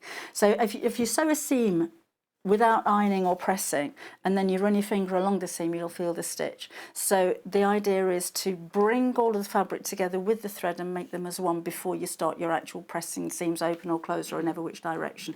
That's why with the seam, when you're dressmaking, I would anyhow always press the seam flat and then press it open. So pressing it flat melds the seam, not ironing, so not polishing it, just pressing it flat, then you can press the seam open and maybe add a blast of steam. The clapper side of this is again all about pressing the seams. So once you've pressed your seam open, put this over the top and apply a little bit of pressure on the top, and then you'll find that that seam is set, and it'll be set to such a higher standard than just using an iron on its own. If you go to a professional tailor's, you'll see clappers in there. It's really quite just like an anvil, doesn't it? It looks quite medieval, but it's something that tailors and seamstresses have been using for donkey's years, because pressing is as important as sewing your seams to get a really good finish on a garment. That's £19.99. Also, we have the ham. So this again is pressing. It's filled with sawdust. So again, the sawdust is going to absorb the seam, draw the seam through your fabrics and encourage a better press. But there are going to be certain areas of your garment that you can't press flat, like the crown of a shoulder or a princess seam, anything that has a curve to it. That you can't press two-dimensional. That's where your ham comes into effect. So you can use either side of it, doesn't really matter. On something like a princess seam, you may even want to use the edge of this. I use one of these when I'm bag making as well, because a lot of that, in fact, I use both of them. I'll use the sleeve one as well, because it means I can get right inside a bag and press open the side seams or press across the side seams and the bottom of the bag without squashing the bag flat. So it's not just about dressmaking. Made for dressmakers. It's called a tailor's ham after all, but you'll use this in bag making as well. And that's just £11.99. And then you've got your sleeve roll. So again, same thing. You don't want to be pressing your sleeves flat unless you want to crease in your sleeve, of course. So push this down the centre of your sleeve, and you can, inside out, you can press your seams open on there as well. But just the same as with the ham, I can use this one bag making because it's got a nice long width to it, or length to it. So I can push this right into the bottom of a bag and push out the base and push out the corners and press it from the top. If at the moment you use a rolled up towel, and a lot of us have done, there's going to be a time when the steam goes straight through the towel and straight into your hand. The sawdust in here prevents that. It's jam-packed full, and it will absorb any kind of moisture and heat before it gets to your hand, so it's safer as well. And that one is only £8.99. What else can we show you before we go? Let's have a look at these two. This is a hemline seam gauge. So measuring perfect seams. Now it's in centimetres, this one, but we have pre-measured 1.5, 1 centimetre, 3 centimetres, 2 centimetres, 4 centimetres, and 6 centimetre widths. So this is for drawing on seam allowances or measuring up hems. So it's just a handy little guide, which is a lot easier than using a big ruler or a tape measure even to create, it's going so well today, isn't it? To create a perfect hem. Handy little tool, that one. And you can iron over the top of it because it's made out of metal. That's only £3.99. Then we have your point turner. Shan't open this, we haven't really got much time, have we? A plastic point turner, so if you have collars, perfect. If you have a point of a garment or a bag or something that you're sewing that needs poking out, then this is perfect. But you've also got a button gauge. So with your button gauge, this goes underneath your button if you wanted to create a shank.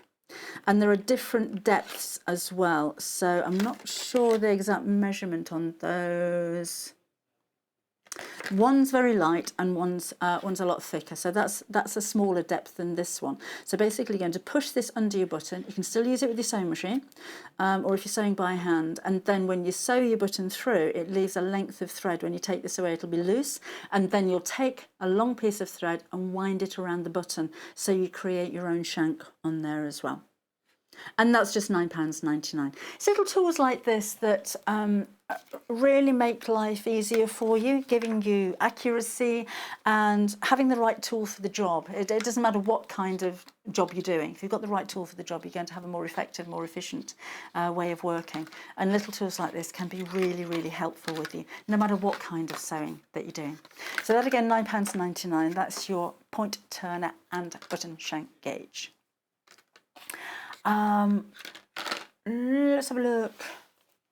Oh, we've got some fabrics for you. We've got your dressmaking book. We've got the wedding dress book. Haven't got time to go through everything, but if you have a look on our website on sewingstreet.com, you'll see everything that we have available for you there. We have got a couple of more hours of sewing coming up as well, and in fact the panels are coming up in the next hour, which are now back in stock. So if you were watching yesterday and you missed out, maybe you came through at the end of the show, or you saw a repeat or the YouTube show and you thought, oh, I would have loved those, but they're sold out. Yeah, they did, but they're back in stock. And remember, the Lily of the Valley Flower of the Month is now back in stock, but that's only available on the phone lines. So if you were watching again previously, yes, we sold out at the end of the last show, but we had 50 more back. I don't think we've got anywhere near that amount left now, but again, order on the phone lines on 0800 001 4433. Right, I'm going to see you again tomorrow. We're going to be looking at the Elna's 650, one of the shows. Fabulous fabrics at 8 o'clock in the morning. Oh, Jane Greenough came in and did some recording, didn't she? That's coming up at 9 o'clock in the morning. And then we've got the Elna 680 at 10 o'clock, and we will have the Elna Air Thread sewing overlocker as well, which is going to behave itself and work perfectly and really show you what an amazing machine that is. I promise. So I'll see you again bright and early at 8 o'clock in the morning. I hope you've had a lovely time with me this morning. Do stay around for a couple more hours showing of sewing. Anything else that you want, if you just joined us, oh, I've missed out on everything, have a look again on our website on sewingstreet.tv for everything that we have there. So join me again at 8 o'clock in the morning. Meanwhile, I hope you enjoy the sunshine if it's sunny where you are, and you enjoy the sewing for the rest of the day. Stay safe, and I'll see you tomorrow.